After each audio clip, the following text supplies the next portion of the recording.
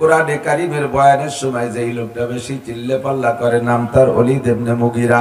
ওর জন্ম ইতিহাস খুঁজে দেখা গেল ওইটা ছিল জারস সন্তান হারামজাদা। ইমাম আবু হানিফা রাহমাতুল্লাহ আলাইহি আর উনার শাগরেদরা বৈশা মাঠের মধ্যে, বিকেল বেলা মাঠের মধ্যে বৈশা ফাঁকা জায়গায় একটা বড় মাঠের কিনারায় বসে উনরা মাসলা মাসাইলের আলোচনা করতেছিলেন। ইতিমধ্যে পাশে পোলাপানরা খেলাধুলা করতেছে। এই পোলাপানরা বল খেলতেছে, তার ভিতরে একটা বল একবার আইসা উলামায়ে কেরামের গায়ে লাইগা ওই মজলিসের মধ্যে এসে বলটা আটকে গেছে। সব পোলাপান ভয়ে কাঁপতেছে, সাহস পাচ্ছে না। সব পোলাপান সরে চলে গেছে ভয়তে। একটা ছেলে কয় আমি যাব বল আনতে। বাসে উঠে দেখি যদি 10 জন পুরুষ হয় 30 জন মহিলা, কেন উঠে দেখি যদি 12 জন পুরুষ হয় তার 3 বারং 36 জন মহিলা, ব্যানও যদি দেখি যে 4 জন মানুষ আছে তার মধ্যে 3 জন বিটি আর 1 জন বিটা। কোন বাড়ি যদি মানুষ মারা যায় তাহলে মরা মানুষটা দেখতে 5-7 জন পুরুষ গেলে 1-150 যায় মহিলা। বিল আড়াআড়ি বন্দুক গাড়ে হয়ে দৌড়তি তালে তাই কি যে উনার হয়। এই সত্যিয়াডালা ভাঙ্গে সুরিয়া যাইতে তালে আছে, শরীফপাড়াতে কাজীপাড়া বিল আড়াআড়ি দৌড়তি তালে আছে। আল্লাহু আকবার। তোমার কি হয়? তুমি যাচ্ছ ওই না কিছু দেশে একজন মরি গেলে যাবো না তাইতে এক্কা বাক্কা খেবে যাই এসে দল ধরে কান্দা শুরু করে দেয়। তোমার কি হয় যে কান্দো? কি হয় না, আমি তো চোখের পানি দেখলে সহ্য করতে পারিনি। তোমার কান্তি দেখছে বাড়াইছে। একদল আমাকে নিয়ে খুব শেষে, হ্যাঁ ওয়াজ করে টাকা নাই, কইয়ে টাকা নাই, এ পাইছে কোন জায়গাতে ওয়াজ বেচে টাকা খায়। আচ্ছা ঠিক আছে, আমি ওয়াজ বেচে টাকা নিচ্ছি। আমি ওয়াজ বেচে টাকা নেই। আমার ওয়াজ বিক্রি করা ওয়াজ তো আমি খালি কোরআন শরীফ পড়ি নেই, কত তা কইতেছি। বাংলা, ইংরেজি, অঙ্ক ইত্যাদি ইত্যাদি, দেশ বিদেশ, ফেরাউন নমরুদ সব তা কইয়ে টইয়ে আমি একটা ওয়াজ বানাইছি। এইটা যদি এর বিনিময়ে আমার নেওয়া জায়েজ না হয়, ফরজ নামাজ ইমাম সাহেবের উপরে ফরজ। যেই মসজিদে নামাজ পড়তেছে আপনি জামাতে, ওই মসজিদের ইমাম সাহেব নামাজ পড়াচ্ছে, ওই ফরজ নামাজ তার উপরে ফরজ না? তা ইমাম সাহেব ফরজ নামাজ পড়াইয়া বেতনটা ধার্য করে নিচ্ছে কেন? তারে বেতন দেন কা? সে তো নামাজ বেশি টাকা নিচ্ছে। মাদ্রাসার হাফেজ সাহেব হুজুর ডাইরেক্ট কোরআন শরীফ পড়ায়, ওর মধ্যে করে তরজমাও কয় না, তার বেতনটা নিযুক্ত করেন কা? ঠুয়োটা কিছু দিয়ে দেন, তার বেতন ধার্য করে। সে তো সরাসরি কোরআন বিক্রি করতেছে। সমস্যা ও জায়গা না, সমস্যা হলো ওনরা তো 3-4 হাজার টাকা নেয়, আপনারা যে মোটা টাকা নেন এই জন্যই চোখটা টাই, আর কিচ্ছু না। আমিও যদি 200 নিয়ে চলে যেতাম, থ্যাংক ইউ হুজুর, ধন্যবাদ হুজুর, মাইক হুজুর। لن تجد له وليا مرشدا ونشهد أن لا إله إلا الله وحده لا شريك له ونشهد أن سيدنا وسندنا وحبيبنا وطبيبنا وطبيب قلوبنا ومولانا محمدا عبد الله ورسوله صلى الله تعالى عليه وعلى آله وأصحابه وبارك وسلم تسليما كثيرا. أما بعد فأعوذ بالله من الشيطان الرجيم. بسم الله الرحمن الرحيم. يا أيها الذين آمنوا هل أدلكم على تجارة تنجيكم من عذاب أليم تؤمنون بالله ورسوله وتجاهدون في سبيل الله بأموالكم وأنفسكم ذلكم خير لكم إن كنتم تعلمون. وقال تعالى إن الله اشترى من المؤمنين أنفسكم وأموالكم بأن لهم الجنة وقال محمد رسول الله صلى الله عليه وسلم التاجر الصدوق الأمين يحشرون يوم القيامة مع الأنبياء والصديقين والشهداء وقال تعالى وأما السائل فلا تنهر صدق الله مولانا العظيم وصدق رسوله النبي الكريم سبحانك لا علم لنا إلا ما علمتنا إنك أنت العليم الحكيم جزى الله عنا محمدا ما هو أهله سبحان الله وبحمده سبحان الله العظيم رب اشرح لي صدري ويسر لي أمري واحلل عقدة من لساني يفقه قولي رب زدني علما اللهم أرنا الحق حقا وارزقنا اتباعه وأرنا الباطل باطلا وارزقنا اجتنابه সকলে বলি আমিন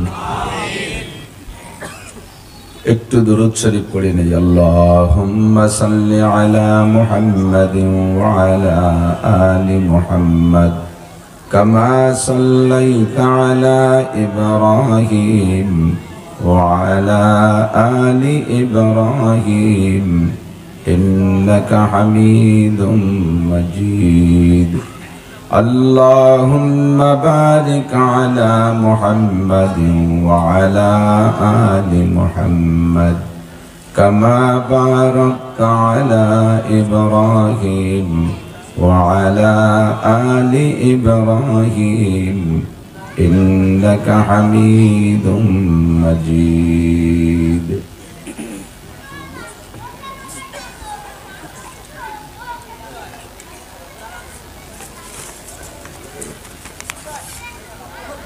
ঐতিহ্যবাহী মার্কাজুল উলুম কওমি মাদ্রাসা এতিমখানা গোপীনাথপুর বাসাবাড়ি মেরি গোপীনাথপুর গোপালগঞ্জ সদর এর উদ্যোগে তৃতীয় বার্ষিক তাফসীরুল কোরআন মাহফিল অধ্যকার মাহফিলের সম্মানিত সভাপতি হযরতে উলামায়ে কিরাম স্টেজে আমার পাশে বসা আমার অত্যন্ত শ্রদ্ধাভাজন আমার প্রিয় উস্তাদ তারাইল ফুকরা মাদ্রাসার সুযোগ্য মুহাদ্দিস হযরতুল আল্লামা হযরত মাওলানা আব্দুর রহমান সাহেব দামাত বরকাতুহুল আলিয়া ওয়া হাফিজাহুল্লাহ এই অঞ্চলের অন্যান্য উলামায়ে কিরাম আইম্মায়ে মাসাজিদ মাদ্রাসার আজিজান তুলাবা প্রাণপ্রিয় দেশবাসী একান্ত প্রিয় গোপালগঞ্জবাসী মুত্তাসিল বাদ মাগরিব অত্যন্ত গুরুত্বপূর্ণ সময় গুরুত্বপূর্ণ সময়ের গুরুত্ব দিয়ে এলাকার অনেকের চেয়ে আল্লাহ পাক আমাদেরকে আগে আসার বসার তৌফিক দান করেছেন কোরআনে কারীমের ভিতরে আল্লাহ পাক আপনারা যারা আগে এসেছেন আমরা যারা আগে এসেছি আমাদেরকে একটা সার্টিফিকেট দিচ্ছেন السابقون السابقون أولئك المقربون السابقون السابقون أولئك المقربون প্রত্যেক ভালো কাজে যারা অগ্রগামী তারা আল্লাহ পাকের কাছে অতি প্রিয় তো আল্লাহ পাক রব্বুল আলামিন আমাদেরকে প্রিয় হিসেবে আগে ডেকে নিয়ে আসছেন শুকর আদায় করি আলহামদুলিল্লাহ। রাত বাড়বে আর বিভিন্ন মসজিদ থেকে নামাজ কালাম পড়ে কাজকাম থেকে ফারেক হয়ে ধীরে ধীরে মানুষ বাড়বে। অল্পক্ষণের ভিতরে আপনাদের এই পরিসর যতটুকু তৈরি করেছেন এটাই মানুষ আঁটবে না ইনশাআল্লাহ। তো আমার সময় কম, অল্প সময়ের ভিতরে বারবার আপনাদের সেটিং করলে আপনাদেরই লস হয়ে যাবে। আমি এই সেটিং করতে করতে সময় চলে যাবে, আমার নির্দিষ্ট টাইম হলে আমাকে ছেড়ে দিতেই হবে। কাজেই আগে যারা আসছেন তারা মেহরবানি করে একটু আগায় আগায় যদি মিশে মিশে বসেন, একটু ঘন করে বসে জায়গাটা গরম করে ফেলি যাতে সামনে আর আগানো না লাগে। একটু মিশে আসলেই ভালো হবে।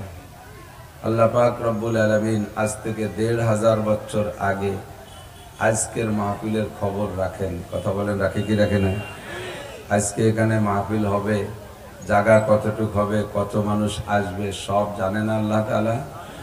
কিয়ামত পর্যন্ত না, সামনে যতকাল পর্যন্ত দুনিয়া আছে এবং পরবর্তীতে কিয়ামতের মাঠ, হাসরের ময়দান, জান্নাত জাহান্নাম সব কিছু আল্লাহ পাক রব্বুল আলামিন অ্যাডভান্স লিখে রেখেছেন আলিমুল গাইব আল্লাহ তাআলা। আজকে গোপীনাথপুর বাসাবাড়ি মাদ্রাসার মাঠে লোকে সংকুলন হবে না, মাঠে জায়গায় সংকুলন হবে না, লোক বেশি হয়ে যাবে, বারবার টেনে টেনে বসাইতে হবে। এইটা যাই না, আল্লাহ পাক কোরআন শরীফের মধ্যে একটা আয়াত লিখে রাখছেন, একটা আয়াত নাজিল করে দিয়েছেন। আয়াতটা হলো, আল্লাহ বলেন ওয়াইদা কিলা লাকুম তাফাসসাহু বিল মাজালিস, হে দুনিয়ার মুসলমানরা, যখন তোমাদেরকে বলা হবে যে মজলিসের মধ্যে কেউ একটু জায়গা করে দাও, আর একজনের বসার জায়গা দাও, এই যদি তোমাদেরকে বলা হয় তাহলে ফাফসাহু, তোমরা দেরি করো না, একটু জায়গা অবশ্যই তৈরি করে দাও, একটু জায়গা তৈরি করে দাও। আমি যদি জিজ্ঞেস করি আল্লাহ আমারে ভালো জায়গা ছাড়িয়ে দিয়ে সামনে আগায় বসলে আমারে কি দিবা কও, তাহলে আমি জায়গা ছাড়বো। আমি ভালো কিছু না পাইলে ছাড়বো না। আল্লাহ পাক বলেন আফসাহিল্লাহু লাকুম, তুমি আর একজনকে জায়গা দিলে আমি আল্লাহ তাআলা তোমার জান্নাতের মধ্যে জায়গা দিয়ে দেব। আর নিশ্চয়ই দুনিয়ার সব জায়গার চাইতে জান্নাতি জায়গার দাম বেশি। কথা বলেন কত বেশি? কয়েকদিন আগে বুখারী শরীফ 11 নম্বর পারা কিতাবুল জিহাদের মধ্যে পড়াইতেছিলাম শহীদদের মর্যাদার আলোচনা, শহীদদের জান্নাতের ভিতরে মাকাম আর মর্যাদার আলোচনা করতে গিয়ে নবী পাক সাল্লাল্লাহু আলাইহি ওয়াসাল্লাম বলেন যে জান্নাতীরা জান্নাতে যাওয়ার পরে তাদের হাতে আল্লাহ পাক মতির লাঠি দিবেন, এটা শান শওকাতের লাঠি। মতির একটা ছড়ি থাকবে, আমাদের মুরব্বীরা যারা ভালো তারা একটা ছড়ি হাতে করে করতেন। ছোটবেলায় দেখতাম হাড়ের লাঠি, এখন সব বাদ যাইয়া সিলভার, প্লাস্টিক, অ্যালুমিনিয়ামের লাঠি হয়ে গেছে। তো ওই লাঠির নিচে যতটুক জায়গা দখল করে, এভাবে খাড়াভাবে রাখলে যতটুক জায়গা লাঠির নিচেই পড়ে, হুজুর বলেন দুনিয়াকে কয়েকবার বিক্রি করলেও ততটুক জায়গার দাম হবে না। দুনিয়াকে বলতে সহজ, একটু কল্পনা করে দেখেন দুনিয়ায় কি কি আছে। এখন আমাদের গোপীনাথপুর স্ট্যান্ডের জায়গার দামই 6 লাখ হয়ে গেছে জায়গায় জায়গায়, কত দামি জায়গা। আর বিশ্বের এমন এমন জায়গা আছে যে জায়গা 1 ফুট জায়গা কিনতে 1 ফুট স্বর্ণ লাগে, এমন জায়গাও আছে। ইন্ডাস্ট্রিজ, কলকারখানা, রকেট, বিমান, হেলিকপ্টার, বাস, রেলগাড়ি, তারপরে আরো কত কত কত কত সব মিলেইয়া এর কয়েকবার বেচলিও জান্নাতের ভিতরে একজন মানুষের লাঠির নিচে যে জায়গা, অতটুক জায়গার দাম হবে না। কোন সুবহানাল্লাহ। আর এই জায়গা যদি আমি আগায় বসলে 1 সিট পরিমাণ আগাইলে যদি অতটুক জায়গা আল্লাহ আমার জান্নাতের মধ্যে দেয়, তাহলে তার কত দাম হবে।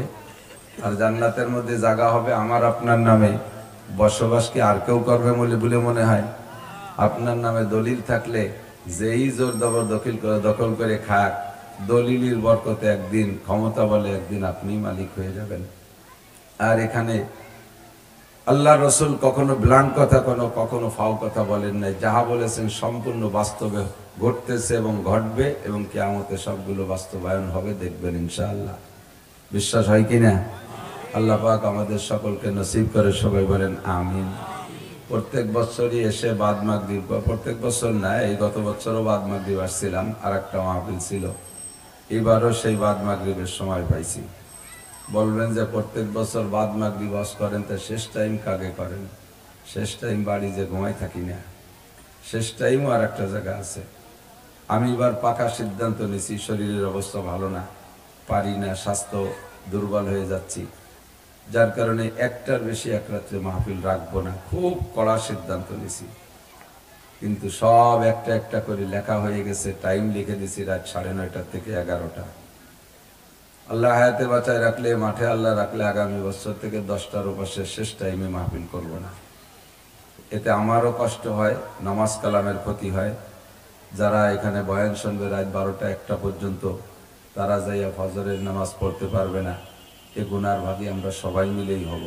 কর্তৃপক্ষের আমি পরামর্শ দেব, রাত 10টার পরে মাহফিল রাখবেন না। আমার মাদ্রাসা আগামী বছর ইনশাআল্লাহ সুলতান শাহী ঘোড়াদের সুলতান লুম মাদ্রাসায় 3 দিন ব্যাপী মাহফিলের ইন্তজাম করব বলে ওয়াদা করেছি এবং চেষ্টা করতেছি। রাত 10টায় মাহফিল শেষ হয়ে যাবে ইনশাআল্লাহ। দিনব্যাপী হবে, রাতের 10টা পর্যন্ত শেষ হয়ে যাবে। তাহলে মাহফিলও হবে, ওয়াজও হবে, আমলও হবে, নামাজও হবে, সব কিছু হবে। বয়ান অনুযায়ী আমল করা সম্ভব হবে। কথা বলুন ঠিক কিনা? কিন্তু আমি এবছরও সেই সিদ্ধান্তের পর ঠিক থাকতে পারি নাই। একজাক বক্তা ধরা পড়ে গেছে, জেল খাটতেছে। আবার আরও কিছু বক্তা আছে, তারা মাঠে নামতে পারতেছে না। আপনাদের দোয়া আলহামদুলিল্লাহ, আমার গায়ে কোনো সোয়া টাচ লাগে নাই। আমি উন্মুক্তভাবে বয়ান করতেছি। বরঞ্চ অনেক জায়গায় মাহফিল সরকার অনুমতি দিচ্ছে না, পুলিশ অনুমতি দিচ্ছে না, ওই জায়গায় পোস্টারে আমার নাম দেখলে অনুমতি হয়ে যাচ্ছে। এই সুবাদে বেশ মাহফিল চলতেছে, কিন্তু এই প্রেশারটা এসে আমার উপরে পড়ছে। আমি সময় দ্বিতীয় মাহফিল না রেখে পারি নাই।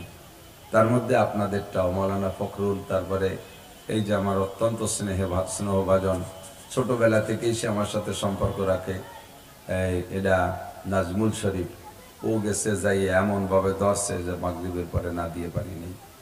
তাই যতটুকু পারছি, মূল মাহফিল আমার অন্য জায়গায় রয়ে গেছে, সেখানে যাইতে হবে। তো অল্প সময়ের ভিতরে আল্লাহ পাক আমাদের কিছু কথা বলাও শোনার তৌফিক দান করতেছেন বা করবেন। আল্লাহর কাছে দোয়া করি, আল্লাহ যেন সহি কথা বলার তৌফিক দান করে। সবাই বলে আমিন।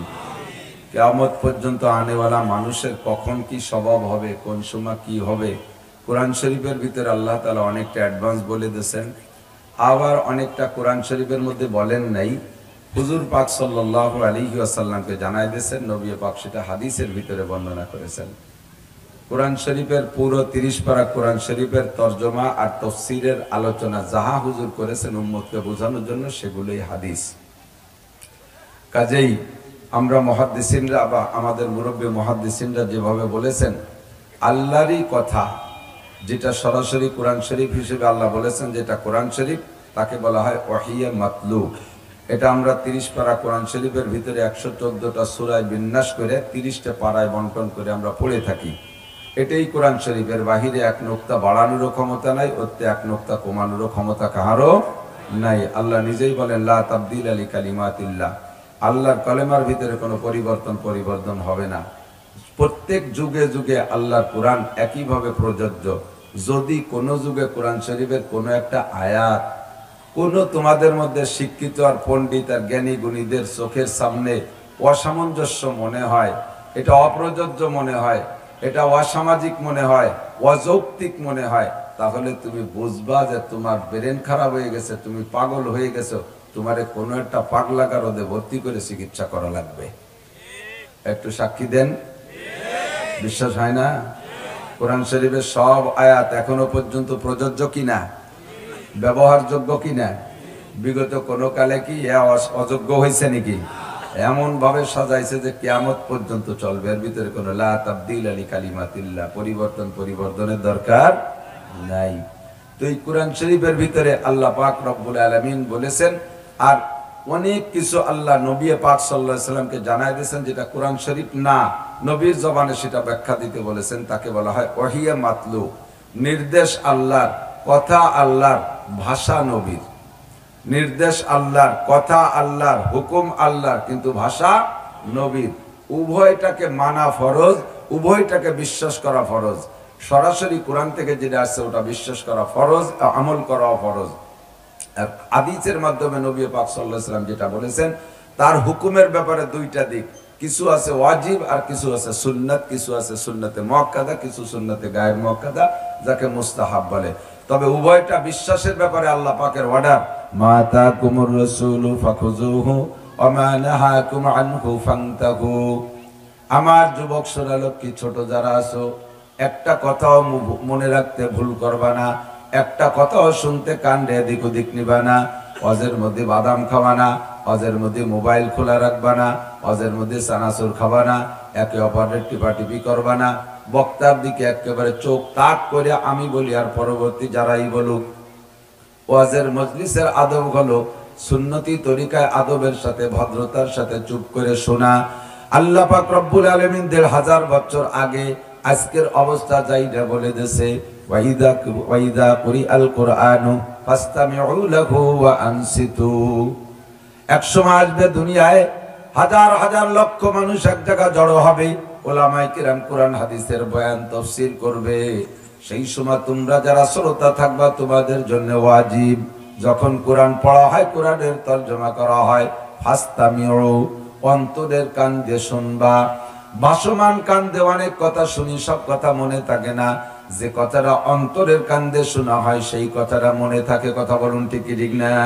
হাটে যাই, বাজারে যাই, স্টেশনে যাই, কত কথা উড়ে উড়ে কানে আসে, ও সব কথা আমাদের মনে থাকে না। কিন্তু ওর ভিতরে যে কথাটা মনে রাখবো বলে অন্তরের কান দিয়ে খেয়াল করে শুনি, ওইটাই মনে থাকে। ওয়াজের ময়দানে এমন কোনো কথা আমরা বলার চেষ্টা করব না যে কথাটা না শুনলে আপনার লাভ নাই, লস নাই, এমন কথা বলবো না। ইনশাআল্লাহ চেষ্টা করে উলামায়ে কেরাম যে কথা বললে আপনাদের লাভ হবে, যে কথা বললে উপকার হবে, সেই কথাগুলোই বলার জন্য চেষ্টা করব।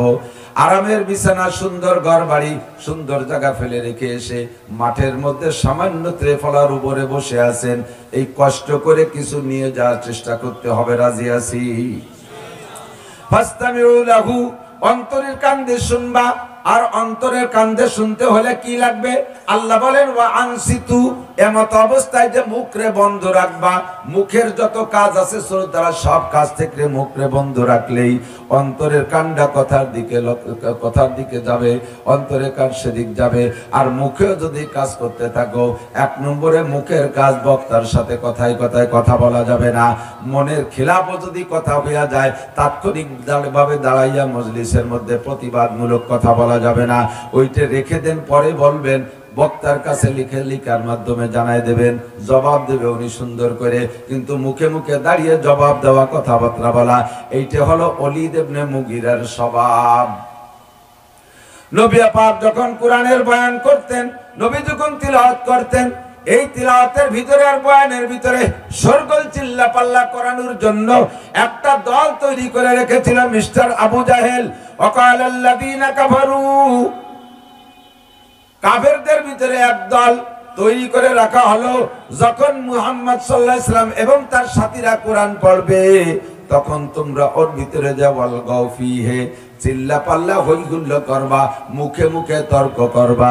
তাহলে বক্তার ছোটে জিহ্বায় পানি থাকবে না, কথা বলতে পারবে না।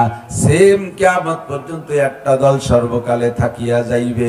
দোস্তরে, কোরআনের বয়ান, কোরআনের মাহফিল, কোরআনের মাদ্রাসা, এগুলোর বিপক্ষে শোরগোল করার জন্য একটা দল সবকালেই থাকে। এই হুকুম পালন করেছে যারা, তন্মধ্যে শ্রেষ্ঠ যেই ব্যক্তি, তার নাম হলো ওলীদ ইবনে মুগীরা। ইতিহাস খুঁজে দেখা গেল, জিবরাইল জানাই দিয়ে গেলেন নবী পাককে যে কোরআনে কারীমের বয়ানের সময় যেই লোকটা বেশি চিল্লে পাল্লা করে, নাম তার ওলীদ ইবনে মুগীরা।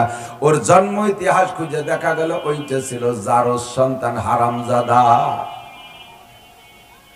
জারস সন্তান হারামজাদা, এই জন্য ওই ক্লাসে গোল্ডেন এ প্লাস, বেয়াদবি করার গুরু। জিবরাইল বলে দিলেন, ওগো নবী, শুধু এই ওলীদ ইবনে মুগীরা না, কিয়ামত পর্যন্ত হাজার হাজার মানুষকে এই কাতারে দেখবেন। ওদের জন্ম ইতিহাস খুঁজে দেখবেন, জন্মের মধ্যে কোনো না কোনো ত্রুটি আছে, নইলে আল্লাহর কোরআন, নবীর হাদিস, উলামায়ে কিরামের সাথে মুখে মুখে তর্ক বেয়াদবি করতে পারে না। জন্মের সমস্যা আছে, তাই এই অন্যায় করে। কথা বলেন ঠিক কি ঠিক না? ইমামে আবু হানিফা রাহমাতুল্লাহ আলাইহি আর উনার শাগরেদরা বৈশা মাঠের মধ্যে, বিকেল বেলা মাঠের মধ্যে বৈশা, ফাঁকা জায়গায় একটা বড় মাঠের কিনারায় বসে ওনারা মাসলা মাসাইলের আলোচনা করতেছিলেন, কোরআন হাদিস ঘাটতেছিলেন। বিকেল বেলা ফাঁকা জায়গায় বসে একটু মুক্ত বাতাসে, ইতিমধ্যে পাশে পোলাপানরা খেলাধুলা করতেছে। এই পোলাপানটা বল খেলতেছে, তার ভিতরে একটা বল একবার আইসা উলামায়ে কেরামের গায়ে লাইগা ওই মজলিসের মধ্যে আইসা বলটা আটকে গেছে। সব পোলাপান ভয়ে কাঁপতেছে, আল্লাহু আকবার। মুরব্বীরা দেখলে পিটাবে। আর যেই মজলিসে বসছে ওই মজলিসও বড় দামি মজলিস, ওখান থেকে বয়াল আনতে যাওয়া যাবে না, সাহস পাচ্ছে না। সব পোলাপান সরে চলে গেছে ভয়তে। একটা ছেলে কয় আমি যাব বল আনতে। তাকায় রইছে ইমামগণ, দেখি বল কে নিতে আসে। একটা ছেলে আইসা ওর মধ্যে দম করে লাফ দিয়ে বলটা নিয়ে চলে গেছে, কোনো কথা না কইয়া। ইমামে আবু হানিফা রাহমাতুল্লাহ আলাইহি বললেন, খুঁজে দেখো এই ছেলেটার জন্মের মধ্যে সমস্যা আছে, যে দেখো তার জন্মের মধ্যে সমস্যা আছে। সাথীরা বললেন, হযরত টের পাইলেন কি করে? কয় তার জন্মের মধ্যে যদি সমস্যা না থাকে তাহলে এত বড় অন্যায়ের পর অন্য কেউ আসতে সাহস পাচ্ছে না। বল এসে পড়ছে আলেমদের মজলিসের মধ্যে, সেখান থেকে বলটা সাহসটা টান দিয়ে নিয়ে যাওয়ার সাহস এ কোনো হালাল সন্তানের হইতে পারে না, ওটা নিশ্চয়ই জন্মের সমস্যা। খবর নিয়ে গেল, দেখা গেল সত্যি তার জন্মের মধ্যে সমস্যা। কোরআনের মজলিসের ভিতরে বেয়াদবি করা, এই মজলিসে সিরিমিনি করা অন্যায়। আল্লাহু আকবার। ১৫০০ বছর আগে আল্লাহ পাক রব্বুল আলামিন কুরআন নাজিল করে দিয়ে সবগুলো সুন্দর করে সাজিয়ে গুছিয়ে বলে দিয়ে গেছে। আজকে আমরা সেই কোরআন নিয়ে বসছি। কোরআনকে যেমন বিশ্বাস করব, অন্তর দিয়ে শুনবো, এবং হাদিসকেও বিশ্বাস করা ফরজ। কথা বলেন ঠিক কি ঠিক না? কোরআন বিশ্বাস করা ফরজ, হাদিস বিশ্বাস করা ফরজ। আল্লাহকে বিশ্বাস করা যেমন ফরজ, নবী মুহাম্মদুর রাসূলুল্লাহকে নবী বলে বিশ্বাস করা ফরজ। সৃষ্টিকর্তা আমার কে? খালেক আমার কে? মালিক আমার কে? রব আমার কে? আল্লাহ আমার রব, ওই রবই আমার সব। বলেন আল্লাহ আমার রব, ওই রবই আমার সব। কুল হু আল্লাহু আহাদ, ওই আল্লাহ কয়জন? শাহাদাত আঙ্গুল উঁচিয়ে দেখান, আল্লাহ কয়জন? কুল হু আল্লাহু আহাদ। মুখে বলেন কুল হু আল্লাহু আহাদ। আল্লাহুস সামাদ, আমার আল্লাহ এক ও একক। আমার আল্লাহ কাহারও মুখাপেক্ষী নয়। কথা বলুন ঠিক কি ঠিক না? লাম ইয়ালিদ ওয়া লাম ইউলাদ, আমার আল্লাহ জন্ম দেয় না, আমার আল্লাহর স্ত্রী নাই, আমার আল্লাহর সন্তান নাই। ওয়া লাম ইউলাদ, আমার আল্লাহ কাহারও থেকে জন্ম নেন নাই, আমার আল্লাহর কোনো আব্বা মা নাই। ঠিক কি ঠিক না? তাহলে আসলো কোত্থেকে? আমি সিলের ব্যাপারে, আদার ব্যাপারে অত বড় জাহাজ মাইপিয়া আমার লাভ নাই। আল্লাহ কোন জায়গা থেকে আছে সেটা আল্লাহই ভালো জানে। প্রশ্নটা সকলের অন্তরে বিরাজ করে, দুনিয়ায় জিজ্ঞাসা করলে জবাব কেউ দিতে পারবো না। বন্ধুরে, আল্লাহর সাথে দেখা হবে জান্নাতে। জোরে কান আমিন। সবাই আল্লাহকে দেখতে চান। সাহাবায়ে কেরাম বললেন কাইফা নারা রাব্বানা ইয়া রাসূলুল্লাহ, আল্লাহকে আমরা কেমন দেখতে পারবো? পর্দার আড়ালে আল্লাহরে কেমন দেখবো? আল্লাহ কি বেড়ার ওই পাশে থেকে কথা বলবে সেইভাবে দেখবো? নবী বলেন তারাউনা রাব্বাকুম কামা তারাউনাল কামার লাইলাতাল বাদর লা তুদাম্মুনা লিরুয়াতিহি।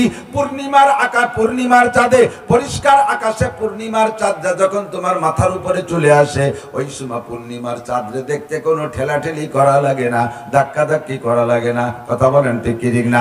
পূর্ণিমার চাঁদ পরিষ্কার আকাশে যেমন দেখো, আল্লাহ পাক রব্বুল আলামিনকে তেমন দেখতে পারবা।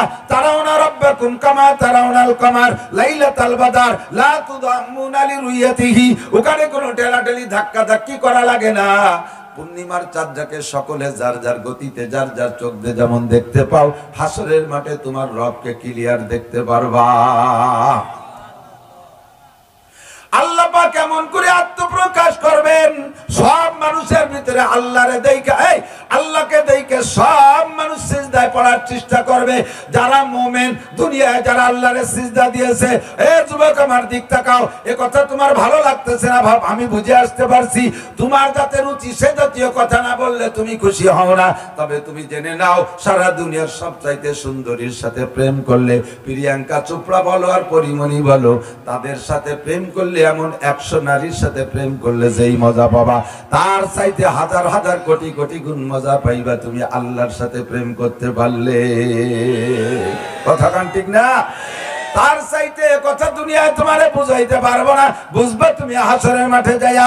নবী পাক বলেন আল্লাহ পাককে হাসরের মাঠে দেইখা মুমিনরা সব সিজদায় পড়ে যাবে। যারা দুনিয়ায় সিজদা করেছে আল্লাহকে, তারাই সেদিন সিজদা দিতে সক্ষম হবে। আর যারা দুনিয়া আল্লাহকে সিজদা দেয় নাই, তারা সেদিন সিজদা করার চেষ্টা করবে কিন্তু পারবে না, শক্ত কাঠের মতো সোজা হয়ে দাঁড়িয়ে থাকবে। এবার আল্লাহ বলবেন খুযুহুম ফাগুল্লুহুম সুম্মা জাহিমা সাল্লুহুম। যারা দাঁড়িয়ে আছে সিজদা দেয় না, ওগুলোকে বাছাই করে ধরে নিয়ে যাও। সিজদায় পড়া কয়জন সিজদায় থাক, আর বাকি দাঁড়িয়ে আছে যারা, তাদেরকে ধরে নিয়ে যাও। গলার উপর দিয়ে শিকল লাগাও, আর ওই শিকলরে হাঁটুর নিচেতে ঢুকাই দিয়া গলা আর হাঁটুকে এক জায়গায় টাইট করে বাঁধবা। এমন ভাবে বাঁধবা যেন নড়াচড়া করতে না পারে। গলারে যদি টাইনে হাঁটুর সাথে শিকল দিয়ে বাইধে দেয়, হাঁটা চলা করার ক্ষমতা আছে। জেলখানে একটু ডান্ডা বেড়ি দেয়, হাতের সাথে হাঁটুর সাথে কোমরের সাথে শিকল দিয়ে বাঁধে দেয়, তার নাম ডান্ডা বেড়ি। এই ডান্ডা বেড়ি পরাই দেয়, তাই হাঁটতে পারে না। আর যদি গলার এটাইটা হাঁটুর কাছে বাঁধে, তাহলে গোল হয়ে যায় এমন করে মানুষ। আল্লাহ বলবেন খুযুহু ফাগুল্লুহু সুম্মা জাহিমা সাল্লু। গোল করে বাঁধে একটা পিটান মারবি, একে পিটানে জাহান্নামে ফেলাই দিবি। ওদের সাথে কোনো কথা হবে না, নামাজের জিজ্ঞাসা হবে না, রোজার জিজ্ঞাসা হবে না, হজের জিজ্ঞাসা হবে না, যাকাতের জিজ্ঞাসা হবে না, ফরজ জিজ্ঞাসা করা হবে না, ওয়াজিব জিজ্ঞাসা করা হবে না, সুন্নতের জিজ্ঞাসা করা হবে না, কোনো আমলের জিজ্ঞাসা করা হবে না, সুদ ঘুষ যা খাইছে কিচ্ছু জিজ্ঞাসা করা হবে না। ফি নারি জাহান্নামা খালিদিনা ফিহা আবাদা। সেদিন এগুলোকে বিনা হিসাবে জাহান্নামী, চির জাহান্নামী, একদিনও তাদের কোনো ডাকে আল্লাহ পাক সাড়া দেবে না। যারা সিজদায় পড়ে গেছেন তাদেরই কপাল ভালো, আর সিজদা দিতে পারবেন যারা দুনিয়ায় আল্লাহকে সিজদা দিয়েছেন। আপনি আপনার আল্লাহকে দেখবেন, স্বীকার করেন লা ইলাহা ইল্লাল্লাহ মুহাম্মাদুর রাসূলুল্লাহ। এই কলেমা পড়া যারা আল্লাহ বিশ্বাসী হয়েছে, আল্লাহ পাক দুনিয়ায় নামাজ পড়ার সুযোগ যদি দিয়ে থাকেন, আপনারাই সেদিন প্রথম চান্সে সিজদা দিতে পারবেন। তাহলে বিশ্বাস করি এক রব আমার আল্লাহ। এবার আল্লাহরে চিনছি কার কাছ থেকে? হিন্দুদের কাছ থেকে আল্লাহ চিনছি, খ্রিস্টানদের কাছে আল্লাহ চিনেছি, বুদ্ধদের কাছে আল্লাহ চিনি নাই। কথা বলেন ঠিক কি না? কোন বিজ্ঞানী আমারে আল্লাহ চিনাই দেয় নাই, কোন রাজা বাদশা আমারে আল্লাহ চিনাই দেয় নাই। এই আল্লাহ, যেই আল্লাহ ছাড়া আমার কেউ নাই, যেই আল্লাহকে পাইলে আমি জান্নাত পাবো, সেই আল্লাহরে চিনেইছে যে ব্যক্তি, সেই ব্যক্তির নাম মুহাম্মাদুর রাসূলুল্লাহ। তাই কলেমাকে রওনক করি, কলেমার উজ্জ্বলতা বাড়াই দেই কি দিয়া? লা ইলাহা ইল্লাল্লাহ মুহাম্মাদুর রাসূলুল্লাহ। আমার যুবক, তোমাদের টার্গেট করি আমি বেশি। তোমরা একটু সতর্ক থাকবা, তোমরা অ্যালার্ট থাকবা, তোমরা একটু সতর্ক বেশি থাকবা। কারণ বুড়োদের একটা স্বভাব আছে, বুড়োরা শিরিক করুক, বেদাত করুক, কুফর করুক, ভালো করুক, মন্দ করুক, যা করতে করতে বুড়ো হয়ে গেছে। এখন আর বুড়োরে কোনো ওয়াজ দিয়ে কোনো দিক কাজ করা যায় না। টানলি স্বর্ণাকা বাবা, এই করতে করতে বুড়ো হয়েছি, মূর্তি দে। আমার আর এই নতুন কথা শোনার দিন নাই। বুড়োরা খামি দেয়, বুড়োকে টাঙিয়ে নেওয়া যায় কম, কিন্তু ইয়াং জেনারেশন যুবকরা দিন বদলের পালা। ওরা প্রত্যেক দিন নতুন নতুন বদলামি পছন্দ করে। টেলিভিশনে, ক্যাসেটের থেকে টেলিভিশন, টেলিভিশনের পরে যাইয়া একটা শুনছিলাম কি জানো, ডিসমিস কি দেখি যেন ছিল। এখন সব জায়গায় চলে আসে স্ক্রিন টাচের মাধ্যমে, হাতের ভিতর, মোবাইলের ভিতরে সব চলে আসে। ওর মধ্যে হাজারো ফাংশন আছে, তা আমি টের পাই না, বুঝি না। ডেলি ডেলি খালি পাল্টায়, আর ওরা নতুনত্ব পছন্দ করে। কাজেই যুবকদের কাছে যাইয়া অমুসলমানরা ঢুকতে সুযোগ পায় বেশি, ফেতনাবাজরা যুবকদের ভিতরে ঢুকতে সুযোগ পায় বেশি। ওরা নতুন কিছু করার পিছনে খুবই আগ্রহী। এতদিন নামাজ পড়ছে এক কায়দায়, এখন কে যেন আছে বলে দিচ্ছে যে এই কায়দা নামাজ পড়লি তোর নামাজ সবাই ফলো করবে। কোন কায়দা? ঘন ঘন হাত ঝবি কানে, বুকির পর সানা বানবি, ইমামের সাথে ওলা দল লিন করে ছাড়িয়ে দিলি, কেউ না কইলে তুই জোরে কবি আমিন, তাহলে সবাই বুঝবে যে নান্টু নামাজ পড়ে। নিজেকে নিজে জাহের করার যত পথ আছে এইগুলো তারা পাইছে নাই।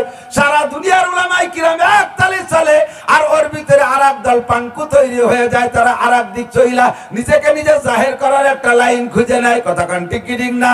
এজন্য তোমাদেরকে বলি দোস্ত, ভালো করে বুঝে নাও, আমরা জীবনটা শেষ করে দিছি কোরআন হাদিস পড়ার ভিতরে।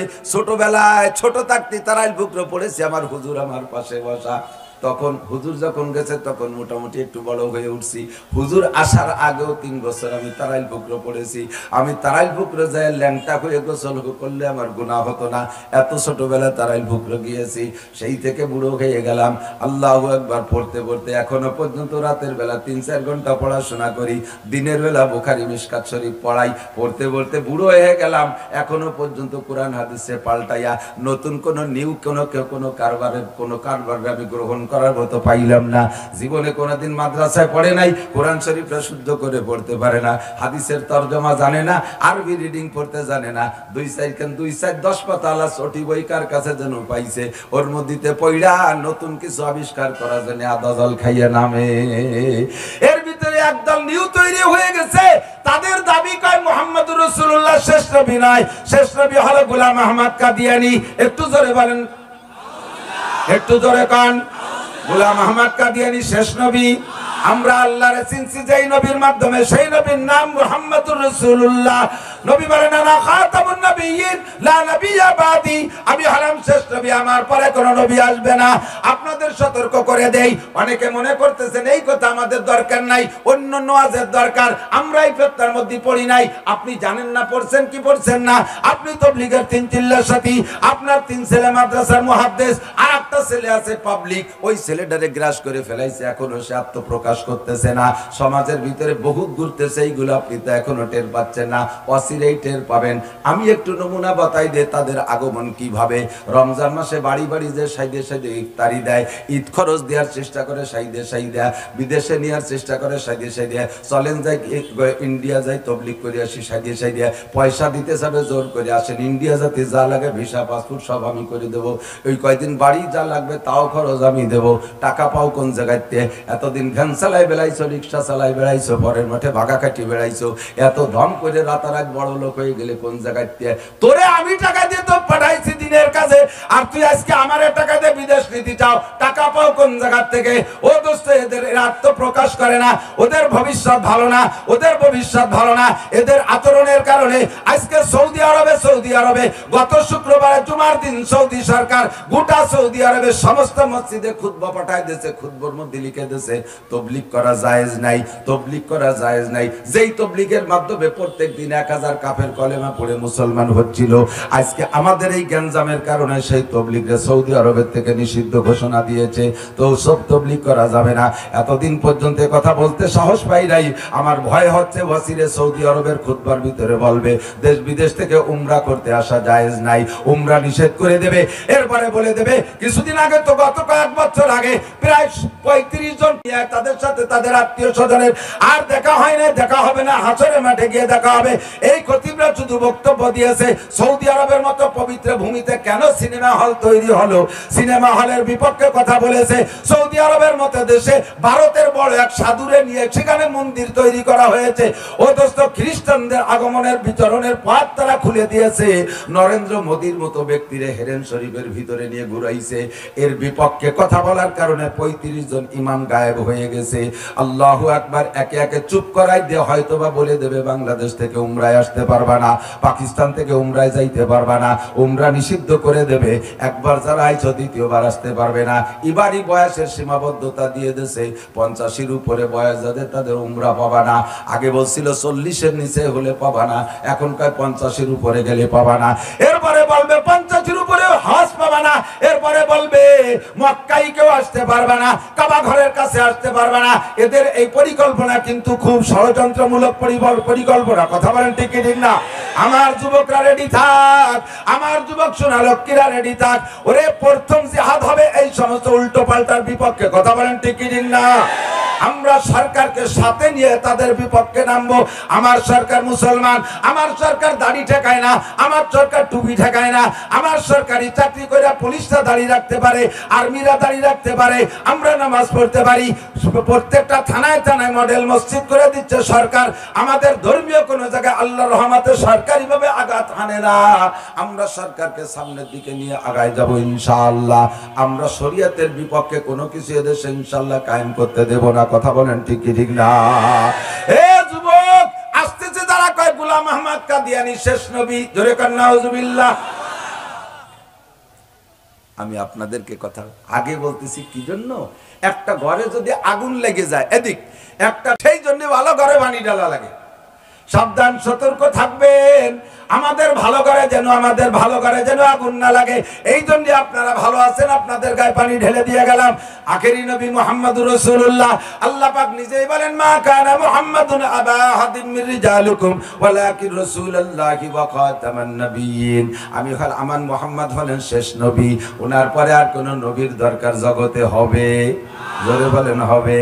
আর দরকার হবে না। হুজুর বলেন না খাতামান নবিয়্যিন লা নবিয়্যা বাদি, আমি শেষ নবী, আমার পরে কোনো নবী আসবে না। দোস্তরে, এই দাওয়াত যতদিন পর্যন্ত দুনিয়ায় থাকবে অতদিন দুনিয়া থাকবে। যখন এই দাওয়াত থাকবে না তখন আল্লাহ তাআলা পাইকারি কাফেরদের দুনিয়া রাখবে না। বাংলাদেশ, পৃথিবী বর্তমানে গোটা বিশ্ব কি টিকে আছে কাদের ক্ষমতা বলে? আমেরিকার ক্ষমতা বলে। দুনিয়া টিকে আছে আমেরিকার ক্ষমতায়, জাপানের ক্ষমতায়, ইতালি অস্ট্রেলিয়ার ক্ষমতায়, ভারত চীনের প্রযুক্তির বলে, কাহারও বলে নাই। ওগুলো দুলার সাথে উড়ে চলে যাবে। ইজার উজ্জাতিল আরদু রাজ্জা অবুসাতিল জিবালু বাসা ফাকানাত হাবাআম মুনবাসা, সমস্ত প্রযুক্তি ধুলার সাথে উড়তে থাকবে। দালান কোটা ইন্ডাস্ট্রিজ কোথা থেকে কোথায় চলে যাবে। ইজাস সামাউন ফাতারাত ওয়া ইদাল কাবাকিবু ইনতাসারাত ওয়া ইদাল বিহারু ফুজ্জিরাত ওয়া ইদাল কুবুরু বুসিরাত, আসমান ভেঙে জমিনে পড়বে, জমিন মাটির তলে চলিয়া পানির নিচে চলে যাবে, পাহাড় তুলোর মতো উড়ে যাবে, কোনো ক্ষমতায় টাকায় রাখতে পারবা না। দুনিয়া বর্তমানে টিকে আছে একমাত্র মুমিন মুসলমানদের ওসিলায়। কথা বলেন ঠিক কি ঠিক না? আল্লাহর নবী বলেন লা তাকুমু সাআতু ফিল আরদি হাত্তা ইউকালা ফিল আরদি আল্লাহ আল্লাহ, যতক্ষণ পর্যন্ত জমিনের মধ্যে একটা মানুষ থাকবে আল্লাহ বললে বালা, সব মানুষ 800 কোটি মানুষ কাফের হয়ে গেছে। শুধু গোপীনাথপুর বাসাবাড়ি একটা ঝুপড়ি কুপড়ি ঘরের মধ্যে একটা বিধবা বৃদ্ধা মহিলা বৈশা বৈশা জিকির করে আল্লাহু আল্লাহ আল্লাহু আল্লাহ আল্লাহু আল্লাহ আল্লাহু আল্লাহ আল্লাহু আল্লাহ আল্লাহু আল্লাহ। ইসরাফিল আলাইহিস সালামকে আল্লাহ সিংহায় ফুঁক দেব, কোন জায়গা তো কেউ দেখি না যে আল্লাহ বলে। আল্লাহ কাই কেন গোপীনাথপুর বাসাবাড়ি ওই জঙ্গলের মধ্যে বাসাবাড়ি, ছোট্ট বাসার মধ্যে বৈশা একটা মহিলা আল্লাহ আল্লাহ ডাকতেছে। কয় জি আল্লাহ, এই তো নজরে পড়লো মাত্র। আল্লাহ কয় ওই একটা মহিলার ওসিলায় আমি দুনিয়াকে এখনো ধ্বংস করার অনুমতি দেই না। আল্লাহু আকবার।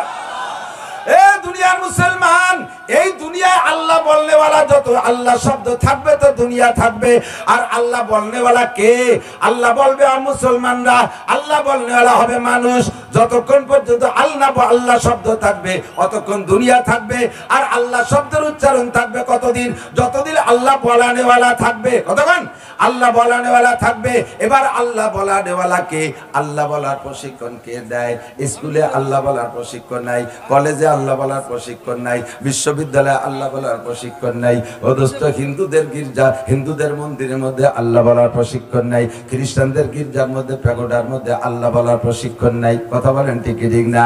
আল্লাহ বলার প্রশিক্ষণ মাদ্রাসা, আল্লাহ বলার প্রশিক্ষণ দেয় উলামায়ে কেরাম, আল্লাহ বলার প্রশিক্ষণ দেয় দাওয়াত ও তাবলীগ ওয়ালারা। সুতরাং গোটা দুনিয়া বর্তমানে টিকে আছে আপনাদের ওসিলায়, উলামায়ে কেরামদের ওসিলায়, মাদ্রাসাওয়ালাদের ওসিলায়। কথা বলেন ঠিক কি ঠিক না? আল্লাহ পাক রব্বুল আলামিন ডাক দিয়ে বলে, হে দুনিয়ার মানুষ, আমার একটা কথা তোমরা ভালো করে শুনে নাও। কিয়ামত পর্যন্ত যে জামানায় যা কিছু হবে সব আল্লাহ পাক অ্যাডভান্স জানে। কোন সময় মানুষের রুচি কেমন হবে এটা আল্লাহ ভালো জানে। হাদিসের মধ্যে নবী বলেন কিয়ামতের আগে ব্যবসায়ী বাড়বে, প্রচুর বাড়া। আমরা ছোটবেলায় উস্তাদদের কাছে শুনতাম, মুরব্বীর কাছে শুনতাম যে ঘরে ঘরে ব্যবসায়ী হবে, প্রত্যেকে ব্যবসা করবে। ছোট মানুষ তো তখন বুঝতে পারতাম না যে সবাই যদি ব্যবসা করে বেচে তাহলে কেনবে কিনা। এখন দেখি যে না, সিস্টেম হয়ে গেছে, সবাই ব্যবসা করতে পারে, তার মধ্যে ক্রেতাও আছে। কতক্ষণ এমনকি ব্যবসা করতে করতে বর্তমানে বাতাস বেচে খাচ্ছে কোটি কোটি টাকা। ওরে সুবহানাল্লাহ, ছোটবেলা শুনতাম, কিতাবে দেখতাম যে সুলাইমান আলাইহিস সালামের বাতাসে ট্যাক্স দিয়ে যা লাগে, উনি দাঁড়াইয়া সাইরে না টানারে কালেকশন করতো না, অন্য কি ট্যাক্স যেন ছিল। এখন সেই বাতাস বেচে খাওয়ার বুদ্ধি এসে গেছে। এই যে মিডিয়া দাঁড়ানো দেখছেন সব তো বাতাস বেচে খাওয়া। ইউটিউব, ইথার, মিডিয়া, এগুলো বাতাস। এও ভাগ করে নিচ্ছে সুন্দর করে, একজনের বাতাস আর একজনের বেচতে পারে না। গ্রামীণ এলাকায় বাতাস গ্রামীণ এলাকা বেচে, বাংলা লিগ এলাকার আলাদা বাতাস বেচে, বাংলা লিগে বাতাসের এরিয়া আলাদা। আমি গেছি চুয়াডাঙ্গা মাহফিলে, যাই বিকেল বেলা সময় পাইছে একটু ঘুরতে গেছি একেবারে বর্ডার সাইডে, তার কাটার এই পাশেও তার কাট দাঁড়াই থাকলে আমার কি, তারা নিজেরা জায়গা খুঁজে বসুক, দাঁড়াই যদি থাকতে হয়েছে তো আমার কি, আমি তো ডাটা শেয়ার পাইছি। বসার ইচ্ছা করলে তারা খুঁজে খুঁজে জায়গা বের করে বসুক। তবে দাঁড়ানোয়ালাদের যদি আপনি জায়গা দেন, আপনি জান্নাতের মধ্যে জায়গা পাবেন, আগেই কয়ে নিছি। আল্লাহ তো বিকেল বেলা যাইয়ে দেখি তার কাটার এই ধারও ইন্ডিয়ানকে জমি আছে। আমি একটা পটলের খাদ্যে হাঁটতেছি, হাঁটতে হাঁটতে হাঁটতে হাঁটতে যে আর বাংলাদেশের বাড়ির সাথে কথা বলতেছি, কথা বলতে বলতে বলতে বলতে ইন্ডিয়ার জমির মধ্যে পা দিছি তা আমি জানি না, হঠাৎ করে নেটওয়ার্ক বন্ধ, কথা যায় না। কি ব্যাপার? সাথে যে ছিল সে কয় যে হুজুর ওইখানে ইন্ডিয়ার জমি, এই জন্য ওর মধ্যে গেলি বাংলাদেশের নেটওয়ার্ক বন্ধ। এই জায়গা বেড়া দিল কিটা? মারাদাল বাহরাইনি আলতাকিয়ান বাইনাহুমা বারযাকুল লা ইয়াবগিয়ান। দুইটা নদীর পানি একসাথে চলে, দুইটা সাগরের পানি এক জায়গাতে মিশে যায়, অথচ একটার পানির মধ্যে আর একটা পানির মধ্যে কালারে মিল হয় না, একটা সাদা একটা কালো, দুইটা পানির মাঝখানে পর্দা দিয়ে দেয় কে? জোরে বলেন কে? আল্লাহ পাক মানুষে এত বুদ্ধি দিয়েছে যে বাংলাদেশি বাতাস আর ইন্ডিয়ার বাতাসের মধ্যে বেড়া দিয়া যার যার কায়দায় ভাগ করে ব্যবসা করে খাচ্ছ। এই জন্য কিয়ামতের আগে ব্যবসায়ী বেড়ে যাবে। হুজুর বলেন তাকিল্লুর রিজাল ওয়া তাকসুরুন নিসা, কিয়ামতের আগে পুরুষের সংখ্যা কমিয়া যাইবে, নারীর সংখ্যা বাড়িয়া যাইবে। আল্লাহ রসুলকে জানাই দিয়েছে, অ্যাডভান্স বলে দিয়েছে। এতদিন পর্যন্ত বোঝা যায় রে, এখন তা নতুন করে বোঝা শুরু হয়ে গেছে। একই হাসপাতালে 30টা বাচ্চার কি বলা হয় সিজারে ডেলিভারি হয়েছে, ওই 30টা বাচ্চার ভিতরে 27টে মাইয়া, 3টে মাত্র ছেলে। বর্তমানে বাংলাদেশে নারী পুরুষের জরিপে দেখা যায় এক একজন পুরুষে আপাতত 4.5 জন করে মহিলা ভাগে পাইছেন। আল্লাহ নবী কয় কিয়ামতের আগে একজন পুরুষের জিম্মায় থাকবে 50 জন করে মহিলা। তাকিল্লু রিজাল ওয়া তাকসুরুন নিসা, যে পরিমাণ পুরুষ আপনারা মাহফিলে আসছেন, পাশে যদি মহিলাদের প্যান্ডেল করতেন এর থেকে 3 গুণ পাইতেন। আমি গোটা বাংলাদেশ ঘুরি, প্রত্যেকটা এলাকায় যেয়ে দেখি নারীদের সংখ্যা এমন করে বেশি। বাসে উঠে দেখি যদি 10 জন পুরুষ হয় 30 জন মহিলা, কেনকে উঠে দেখি যদি 12 জন পুরুষ হয় তার 3 বারং 36 জন মহিলা।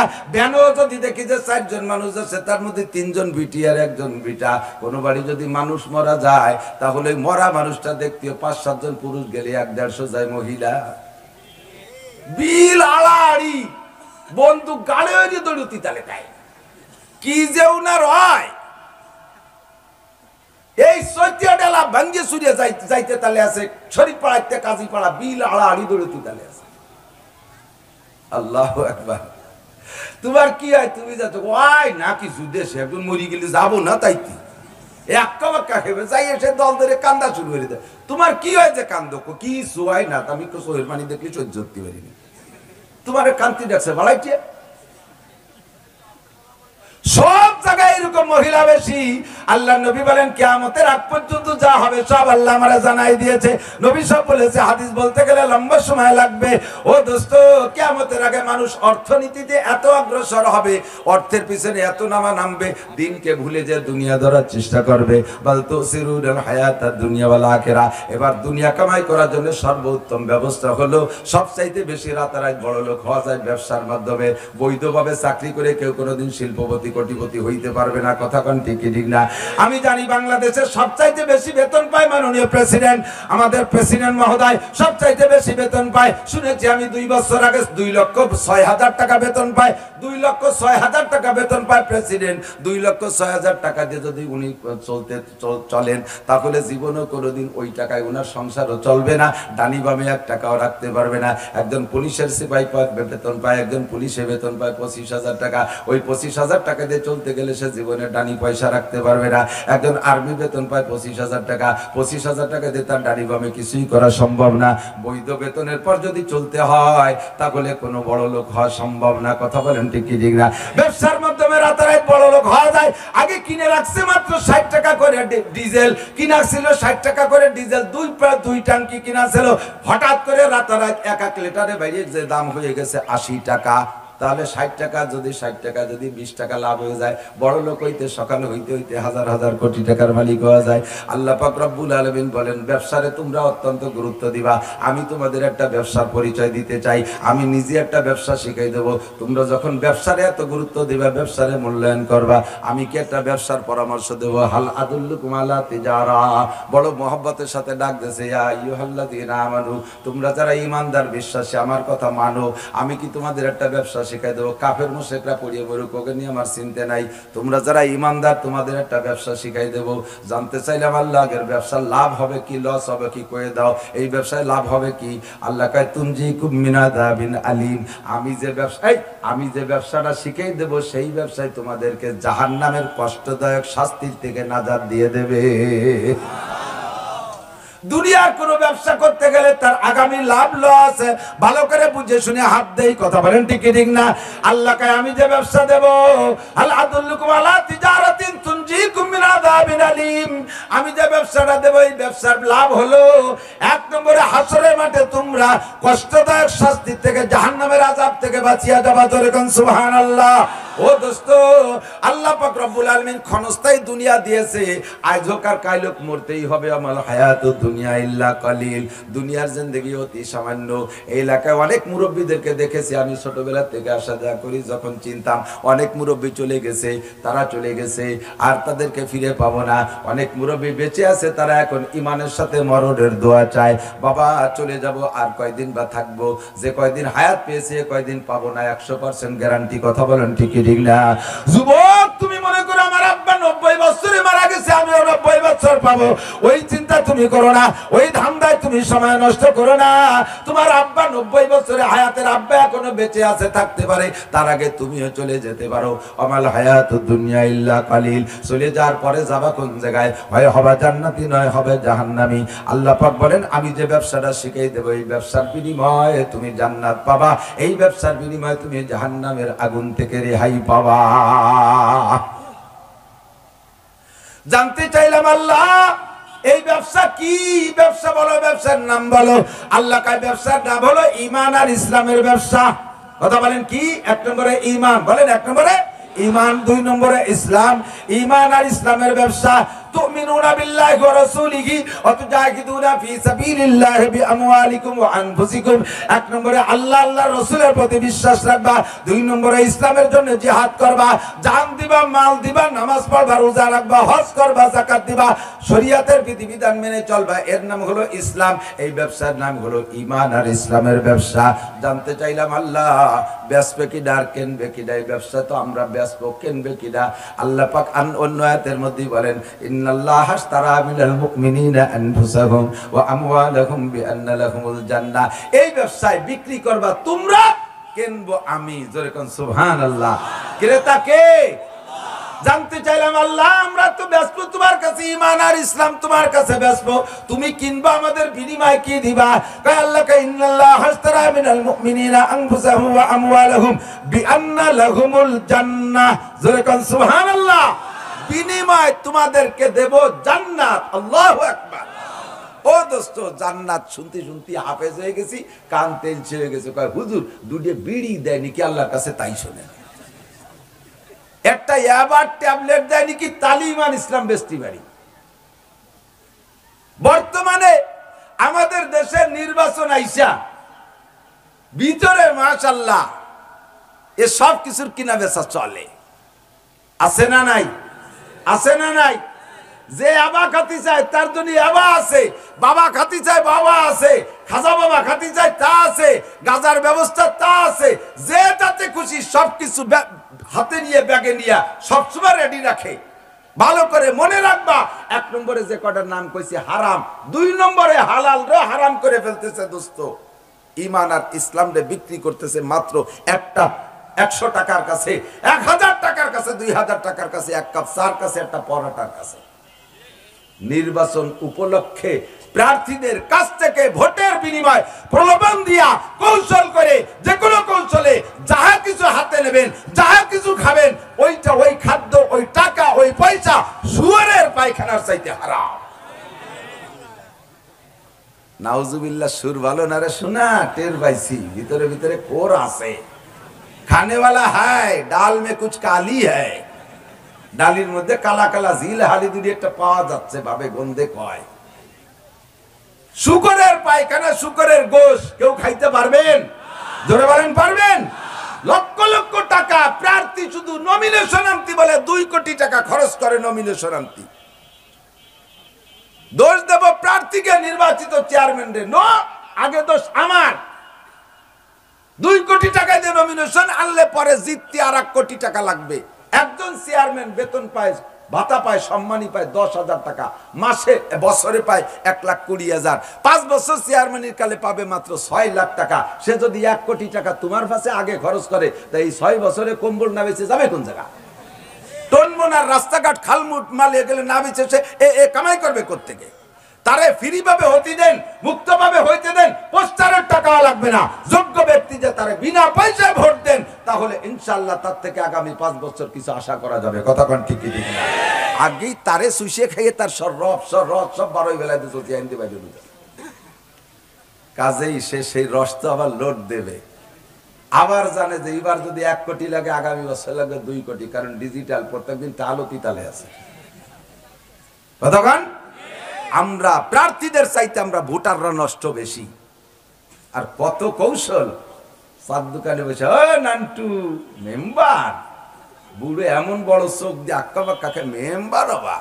কাকা অভাবে কয়েন না, আমি ছোট মানুষ প্রথমবার দাঁড়াইছি, ওই হতো জাতি বাড়ি, খালি বুড়ি মেম্বার, কিছু খাওয়া? বুঝে মাসি বইছে কিছু খাতি দিকে, একগাল দাড়ি, কপালে টিক্কি হয়ে গেছে নামাজ পড়তে পড়তে।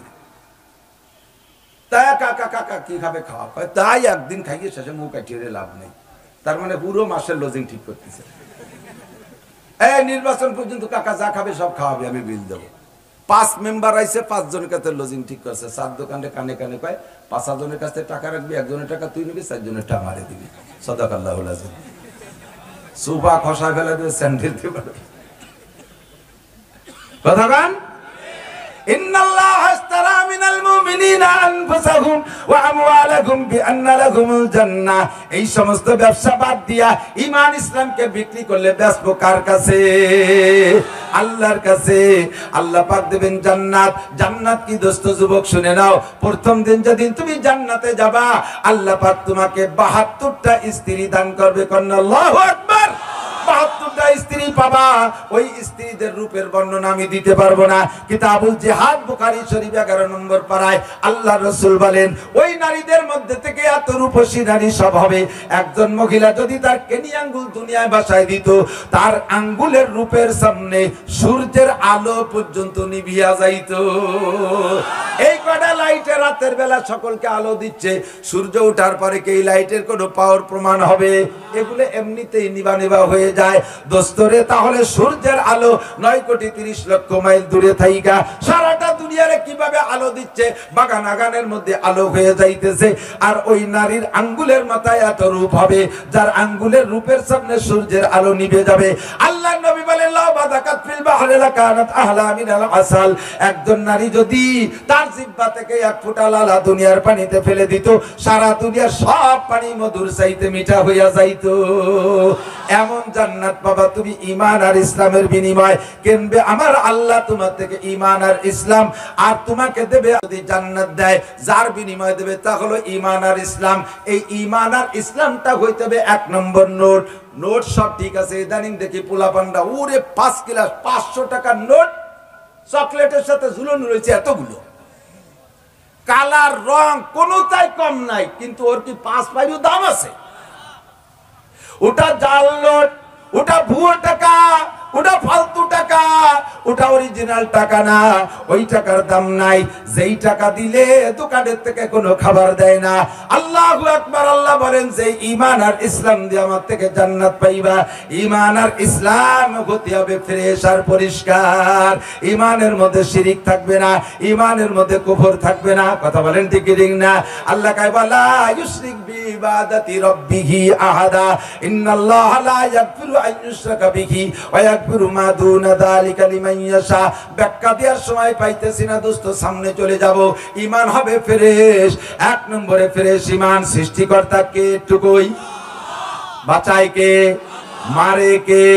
খাওয়ায় আল্লাহ, পড়ায় আল্লাহ, সম্পদ দেয় আল্লাহ, কেড়ে নেয় আল্লাহ, সিনে নেয় আল্লাহ, আবার দেয় আল্লাহ, চেয়ারম্যান বানাবে আল্লাহ, মেম্বার বানাবে আল্লাহ, ক্ষমতা দেবে আল্লাহ, সিনে নেবে আল্লাহ। ইনিল হুকমু ইল্লা লিল্লাহ কুলিল্লাহুম্মা মালিকাল মুলকি তুতিল মুলকা মান তাশাউ ওয়া তানজিউল মুলকা মিম্মান তাশাউ ওয়া তুইজ্জু মান তাশাউ ওয়া তুযিল্লু মান তাশাউ বিয়াদিকাল খাইর ইন্নাকা আলা কুল্লি শাইইন কাদির।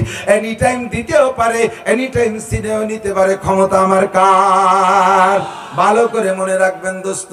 ওই জায়গা আরেকটু না বলে পারে এই ছবির অভাব নাই, ও আবার ওরকে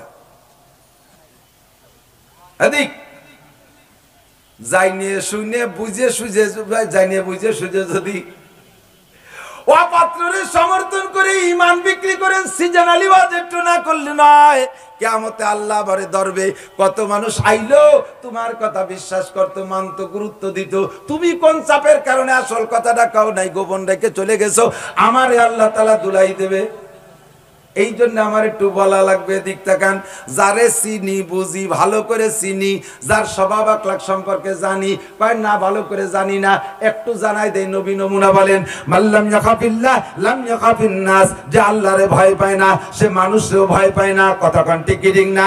যে আল্লাহরে ভয় পায় না, নামাজ পড়ে না, আল্লাহরে ভয় পায় না, রোজা রাখে না, আল্লাহরে ভয় পায় না, কোরআন পড়ে না, আল্লাহরে ভয় পায় না, যাকাত দেয় না, আল্লাহরে ভয় পায় না, হজ করে না, আল্লাহরে ভয় পায় না, দাড়ি কাটে, আল্লাহরে ভয় পায় না, জিনা করে, আল্লাহরে ভয় পায় না, নিজে পর্দা করে না, আল্লাহরে ভয় পায় না, ফ্যামিলিরে পর্দা করায় না, আল্লাহরে ভয় পায় না, খুনোখুনি লাগায় দেয়, আল্লাহরে ভয় পায় না, মিথ্যা মামলা করে, আল্লাহরে ভয় পায় না, পরের হক মাইরা দেয়। ও দোস্তরে, এগুলো সব আল্লাহকে ভয় না পার আলামত। আল্লাহর নবী বলেন, মাল্লাম ইয়াখাফিল্লাহ, যে আল্লাহরে ভয় পায় না সে তোমারও ভয় পাবে না। তোমারে ভয় না পাইয়া তোমার জন্য যে হক সরকার থেকে আনবে, হকগুলোকে লুটে ফুটে মারিয়ে খাবে, শুধু চিল্লাইবা আর কানবা, এমন লোক যে আল্লাহরে ভয় পায় না, ওই লোকটারে চিহ্নিত করে পরিহার করো। বুঝে শুনে যদি অপাত্রের সমর্থন দাও আর তার কারণে জাতির ক্ষতির মধ্যে ফেলাও, তুমি যদি নির্বাচনে ভোট দিয়া, অপাত্রে ভোট দিয়ে যদি কাবা ঘরের মধ্যে যে বসে ইতিকাফ করো, এই তোমার প্রার্থী, তোমার নির্বাচিত প্রার্থী বাংলাদেশে বসে গুনাহ করবে, তুমি 5টা বছর কাবা ঘরের মধ্যে বসে গুনার ভাগী হইতে থাকবা। ইজা কানা উমারাকুম কিয়ারাকুম, নবী বলেন যখন তোমাদের নেতারা হবে ভালো মানুষ, মেম্বার হবে ভালো, চেয়ারম্যান হবে ভালো, উপজেলা চেয়ারম্যান হবে ভালো, এমপি হবে ভালো, মন্ত্রী হবে ভালো, প্রাইম মিনিস্টার ভালো, প্রেসিডেন্ট ভালো, যখন তোমাদের এলাকার নেতারা হবে ভালো মানুষ, ওয়াগনিয়াকুম সুমহাকুম, ধনীরা হবে দানবীর, ধনীরা মাদ্রাসায় দান করে, মসজিদে দান করে, গরিবরে দান করে, অসহায়রে দান করে, বিধবারে দান করে, এতিমরে দান করে, ফকিররে দান করে, মিসকিনরে দান করে, জনসেবামূলক খেদমতে টাকা পয়সা দেয়। 2 নম্বর, ও উমুরুকুম শুরা বাইনাকুম, সব কাজগুলো যখন পরামর্শ সাপেক্ষে করে, আল্লাহ নবী কয় ফাজারুল আরদে খায়রুম মিন বাতনিহা, ওই সময় তোমাদের মরার চাইতে বেঁচে থাকার মধ্যে মঙ্গল। দোয়া করো আল্লাহ তুমি সুস্থতার সাথে লম্বা হায়াত দান করো, জোরে বলেন আমিন। কাজেই আমরা নির্বাচন সামনে রেখে আমি দোয়া করি, আমি পরামর্শ দেই, দেখে শুনে বুঝে শুনে সমর্থন দেবেন, কিয়ামতে আমারে আটকাইতে পারবেন না। আল্লাহ পাক রব্বুল আলামিন বলেন, ইন্নাল্লাহা আশতারা মিনাল মুমিনিনা আনফুসাহুম ওয়া আমওয়ালাহুম বিআন্না লাহুমুল জান্নাহ, তোমাদেরকে জান্নাতের পরামর্শ দিচ্ছি, আমারে ঈমান আর ইসলাম দাও। ঈমান আর ইসলাম এই দুটি হলো ব্যবসার নাম হলো এই, এর ভিতরে অনেক পণ্য আছে, যত পণ্য আছে, নামাজ একটা পণ্য, রোজা একটা পণ্য, ফরজ একটা পণ্য, ওয়াজিব একটা পণ্য, সুন্নত একটা পণ্য, ইস্তেকাওয়াবিন পণ্য, তাহাজ্জুদ চাষ পণ্য, 5 ওয়াক্ত নামাজ পণ্য, রমজানের রোজা পণ্য, হালাল কামাই করা পণ্য, দাড়ি রাখা পণ্য, ফরজ কি বলা হয় সুন্নতি পোশাক পণ্য, দস্তারখানে ঈমান ইসলামের ইন্ডাস্ট্রিজের পণ্য। প্রত্যেকটা ইন্ডাস্ট্রি পণ্য তৈরি করার জন্য ইন্ডাস্ট্রিজ লাগে, ব্যবসার জন্য উৎপাদন কেন্দ্র ইন্ডাস্ট্রিজ লাগে, লাগে কি লাগে না? যদি না হয় তাহলে পণ্য পাবেন কোন জায়গা? এখন ঈমান ইসলাম তৈরি হয় যেই কারখানায়, সেই কারখানা তো আকিস শব্দের কারখানা। আকিস শব্দের 40টা কারখানা, ঈমান ইসলাম তৈরি হয় না? আরো যত কারখানা আছে সে জায়গায় ঈমান ইসলাম তৈরি হয়। ঈমান ইসলাম তৈরির কারখানা 2টা, ঈমান ইসলাম তৈরির কারখানা 5টা, ঈমান ইমান ইসলাম তৈরির কারখানা 5টা। 1 নম্বরে কওমি মাদ্রাসা, 2 নম্বরে মসজিদের ইমাম খতিবরা, 3 নম্বরে ওয়াজের ময়দান, 4 নম্বরে তাবলীগ, 5 নম্বরে হক্কানি পীর মাশায়েখদের খানকা। এই 5 ইন্ডাস্ট্রি থেকে ইমান ইসলাম তৈরি হয়। কথা কোন ঠিক না? আর এই 5টা জায়গা দেখেই অমুসলমান, হিন্দু, বৌদ্ধ, খ্রিস্টানদের চোখ টাটায়। আর তাদের অনুসরণে আমার দেশের মুসলমানরাও কিছু অনুসারী হয়ে গেছে। তাদেরও দেখলে খারাপ লাগে। চোখরে একটু চশমা পাল্টাতে হবে, চোখরে একটু ভালো বানান যাতে দেখতে একটু ভালো লাগে। ইমান ইসলাম যদি দুনিয়ায় না থাকে তাহলে আপনিও দুনিয়ায় থাকবেন না। কথা কোন ঠিক না? পায়ের নিচে মাটি, আর মাটির উপরে দাঁড়ায় আছো ইমান ইসলামের বদলতে, নইলে টিকতে পারতে না। আর এই ইমান ইসলামের ইন্ডাস্ট্রিজের নাম মাদ্রাসা। যতদিন দুনিয়ায় মাদ্রাসা আছে অতদিন ইমান ইসলাম ঠিক থাকবে, মাদ্রাসা থাকবে না। দেখেন, ইংরেজরা যখন এই দেশে ঢুকছিল, উপমহাদেশে মুরব্বীরা ইতিহাস জানেন, হয়তোবা ব্রিটিশ দেখা মানুষ আর এখন নেই, কেউ ব্রিটিশ দেখা মানুষ নেই। ফাঁকে ফাঁকে 2-1 কোন এক জায়গায় 100-100 বছরের বুড়ো সেদিন যে 2 ভাই বুড়ো একেবারে রুকু হয়ে গেছে, আমার কাছে আইছে, বুড়ো রুকু হয়ে গেছে। একজনের বয়স 95 আর একজন তার 3 বছরের ছোট। 2 ভাই আর যাইছে গলা জড়াই দিলে, 2 ভাই আমার সাথে খেজুর খাচ্ছে, বিস্কুট খাচ্ছে। আমি বলি, এত বয়স পাইছেন? ওনারা কয় যে আমার চাচা ওবাইসি আছে। ওরে সুবহানাল্লাহ, কি পুরনো গোষ্ঠী! আল্লাহ, তো এইরকম 2-1 জন থাকতে পারে। ব্রিটিশ দেখা মানুষটাই এই দেশে ব্রিটিশ যখন ঢুকছে, ঢুকে আইসা সাধারণ নামাজি মুসলমানদের মারে নাই, স্কুল কলেজের প্রফেসর মাস্টার মুসলমানদেরকে মারে নাই, কোন সেনাবাহিনীর অফিসার বা সাধারণ সৈনিক মুসলমান তাদেরকে মারে নাই। এদেশে ঢুকে আইসে মারছে এক গ্রুপরে, আর বন্ধ করছে আর ওই গ্রুপের কারখানারে, বন্ধ করে দিয়েছে সমস্ত মাদ্রাসা, আর মারছে যত আলেম উলামা। কারণ ওরা জানে ইমান ইসলামকে ধ্বংস করার জন্য সব জায়গা হাত দেওয়া লাগবে না, মাদ্রাসাগুলো বন্ধ করে দিয়ে মৌলবী কটারে সাফ করে দিলি পারা, দাওয়াত দেওয়ার লোক থাকবে না, ওয়াজ করার লোক থাকবে না। এমনি সাধারণ পাবলিক কিছুদিন পর আমাদের দলে চলে আসবে। আর সাধারণ পাবলিকের স্বভাব হলো অনুসরণে পাকা, এরা অনুকরণ করবে। আমাদের অনুসরণের অনুকরণ এমন ভাবে প্রকাশ করব যা তারা মানতে বাধ্য হবে, বুঝতে বাধ্য হবে, আপনায় নিতে বাধ্য হবে। এত মজার জিনিস ছেড়ে দেব। 1500 বছর আগে বিশ্বনবী পরামর্শ দিয়ে গেছেন, ভবিষ্যৎবাণী দিয়ে গেছেন। হুজুর বলেন, আমার এই উম্মত মুসলমানদের অনুকরণ করতে এত পছন্দ করবে যে অনুকরণ করতে করতে করতে করতে একটা পর্যায়ে যায় তারা যদি দেখে কোন ইহুদির বাচ্চা রাস্তায় দাঁড়াইয়া, কোন ইহুদির বাচ্চা বিশ্ব রোডে দাঁড়িয়ে তার আপন মাকে জিনা করতেছে, মায়ের সাথে ধর্ষণ করতেছে, জিনা করতেছে, মুসলমানের সন্তানও সেই দেখে অনুসরণ করে সেও তার মাকে রাজপথে নিয়ে জিনা করবে। 1500 বছর আগে বলেছে, সাহাবায়ে কেরাম কথাটা মেনে নিয়েছেন রাসূলের কথা হিসেবে, কিন্তু এটা বিবেকে ধরে না, এটা কি করে সম্ভব। কিন্তু দোস্ত, আজকে দেখতে দেখতে দেখতে দেখতে প্রায় সেই পর্যায়ে চলে আসি। মুসলমানরা রান কাটা প্যান্ট পরে, আমার যুবকরা রান কাটা প্যান্ট পরে। মুসলমান মেয়েরা, খ্রিস্টান মেয়েরা রান কুপাই নিয়ে প্যান্ট পরে, যে আইসুদি কুপানো আছে না রানের এনে 3 কোপ দিয়া, একেবারে রান কুপাই নিয়ে প্যান্ট। যুবতী মাইয়া সেও রান কুপাই নিয়ে প্যান্ট পরে। মুসলমানরা পাশা বের করা প্যান্ট পরে, মুসলমান যুবক পাশা বের করা প্যান্ট পরে। মুসলমানরা নাভি বের করে পোশাক পরে, মুসলমান তাই করে। করতে করতে কোন জায়গায় নবী যা বলছেন তাও মনে হয় বেশি আর বাকি নাই, সে পর্যন্ত চলে যায় নাকি। আল্লাহ হেফাজত করুক। আল্লাহ যেন আমরা না দেখি, বলেন আমিন। আমরা যেন এই না দেখি, কথা বলেন ঠিক না? আমাদের অনুকরণ চলে যাচ্ছে তাদের সাথে। তারা আমাদেরকে পছন্দ করে না, মাদ্রাসা বন্ধ করতে চায়, মসজিদ বন্ধ করতে চায়। ও দোস্ত, ফিরাউন যখন প্রথম প্রেসিডেন্ট হয় তখন সে সর্বপ্রথম শিক্ষালয় বিদ্যালয়গুলো বন্ধ করছে, শিক্ষা প্রতিষ্ঠান বন্ধ করছে। যে শিক্ষা প্রতিষ্ঠান যদি থাকে, শিক্ষিত হয়, আর শিক্ষার মাধ্যমে মানুষ বড় হয়, শিক্ষিত হয়, জ্ঞানী হয়। আর শিক্ষিত জ্ঞানী হয়ে গেলে আমি ফিরাউনের মাতুব্বর স্যার, এই জন্য শিক্ষালয় বিদ্যালয় বন্ধ করার আন্দোলন সর্বপ্রথম করেছে। আমাদের দেশে এখনো পর্যন্ত আল্লাহর রহমতে সেই ঝামেলা আসে নাই। আমরা ইসলামী ইন্ডাস্ট্রি ধরে রাখবো, রাজি আছি না ইনশাআল্লাহ? ইন্ডাস্ট্রি ধরে রাখা রাজি আছে না ইনশাআল্লাহ? সবাই মিলে যদি চেষ্টা করি ইনশাআল্লাহ কেউ ঠেকাইতে পারবে না। আর আমাদের মাননীয় প্রধানমন্ত্রী জননেত্রী শেখ হাসিনা, আল্লাহ তাআলা তাকে সুস্থতার সাথে, ইজ্জতের সাথে হায়াত বাড়াই দিক। এবার এর মধ্যে ভেজাল আছে নাকি? আমিন কতি কৃপণতা করেন কেন? আমারে বড় বক্তা বানায় বসায় দিয়েছেন। আমি কোনো দালালি করার জন্য বক্তব্য দিচ্ছি না, আমি অন্তর থেকে বলতেছি। কারণ আমি অন্তর থেকে বলতেছি, এমন একটা মানুষ যা আমার মতো মৌলবীরে প্রেসিডেন্ট বানাইলে আমি পারতাম না, উনি বানিয়েছে। ইসলামের বিপক্ষে একজন মন্ত্রী, প্রতিমন্ত্রী, একজন যোগ্য মন্ত্রী ইসলামের বিপক্ষে কথা বলার পরে তাকে আর এদেশে জায়গা দেয় নাই। কথা বলেন ঠিক না? মন্ত্রণালয় নামায় দিয়েছে, এই দেশের জনগণ তারে পাত্তা দেয় নেই, বিদেশে পাড়ি জমাইছে, যে জায়গা যায় সেই জায়গা থেকে ধাক্কা খেয়ে ফিরে আসে। এই খেলা দেখানো আমার দ্বারা সম্ভব ছিল না, নেত্রী এই খেলা দেখা দিয়েছে। কতক্ষণ ঠিক না? আমরা কথাগুলো পক্ষে নেওয়ার চেষ্টা করবো, তাহলে অনেকদিন কথা বলতে পারবো। ও দোস্ত এদিকে আসেন, আমরা যখন এই দেশের সব স্কুল কলেজগুলো করোনার কারণে বন্ধ না, সেই সময় প্রধানমন্ত্রী, গত বছরের কথা, প্রধানমন্ত্রী মাদ্রাসাগুলো খোলার অনুমতি দিলেন। আমরা যে কি খুশি হয়েছি, পরাণ করে দোয়া দিছি।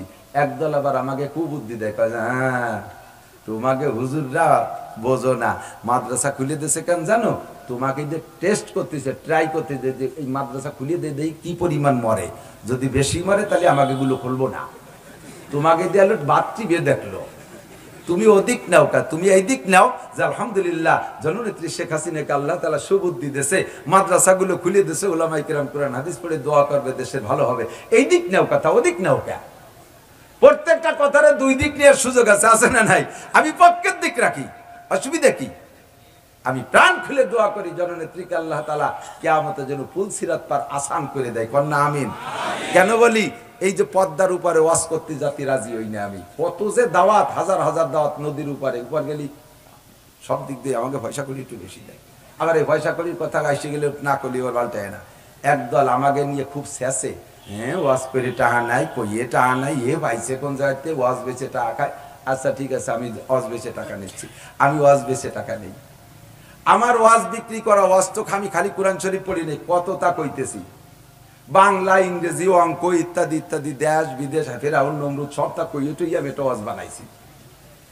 এইটা যদি এর বিনিময়ে আমার নেওয়া জায়েজ না হয়, ফরজ নামাজ ইমাম সাহেবের উপরে ফরজ, যেই মসজিদে নামাজ পড়তেছে আপনি জামাতে, ওই মসজিদের ইমাম সাহেব নামাজ পড়াচ্ছে, ওই ফরজ নামাজ তার উপরে ফরজ না? তা ইমাম সাহেব ফরজ নামাজ পড়াইয়া বেতনটা ধার্য করে নিচ্ছে কেন? তারে বেতন দেন কা? সে তো নামাজ বেশি টাকা নিচ্ছে। মাদ্রাসার হাফেজ সাহেব হুজুর ডাইরেক্ট কোরআন শরীফ পড়ায়, ওর মধ্যে করে তরজমাও কয় না, তার বেতনটা নিযুক্ত করেন কা? ঠুয়োটা কিছু দিয়ে দেন, তার বেতন ধার্য করে, সে তো সরাসরি কোরআন বিক্রি করতেছে।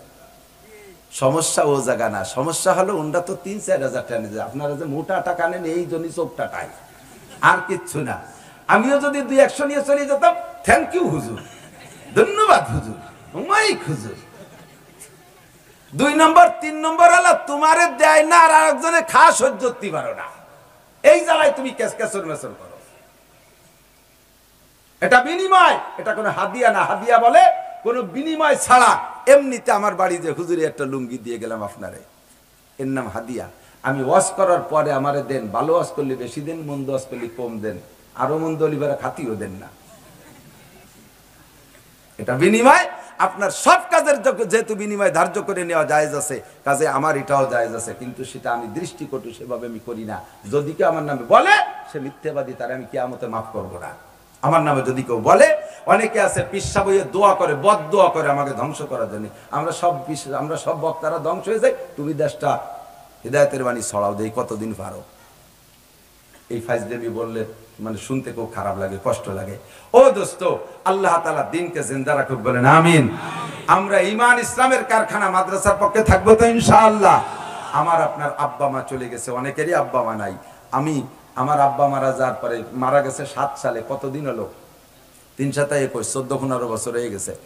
এই ১৪-১৫ বছর ভিতরে আমরা কিন্তু ৪ ভাই হুজুর, আমারও ৪ ছেলে মেয়ে হাফেজ হয়ে গেছে, আমার ভাইয়ের ছেলে মেয়েরা সব হাফেজ মাওলানা হয়ে গেছে, ছোট ভাইদের ছেলেরাও হাফেজ হয়ে গেছে।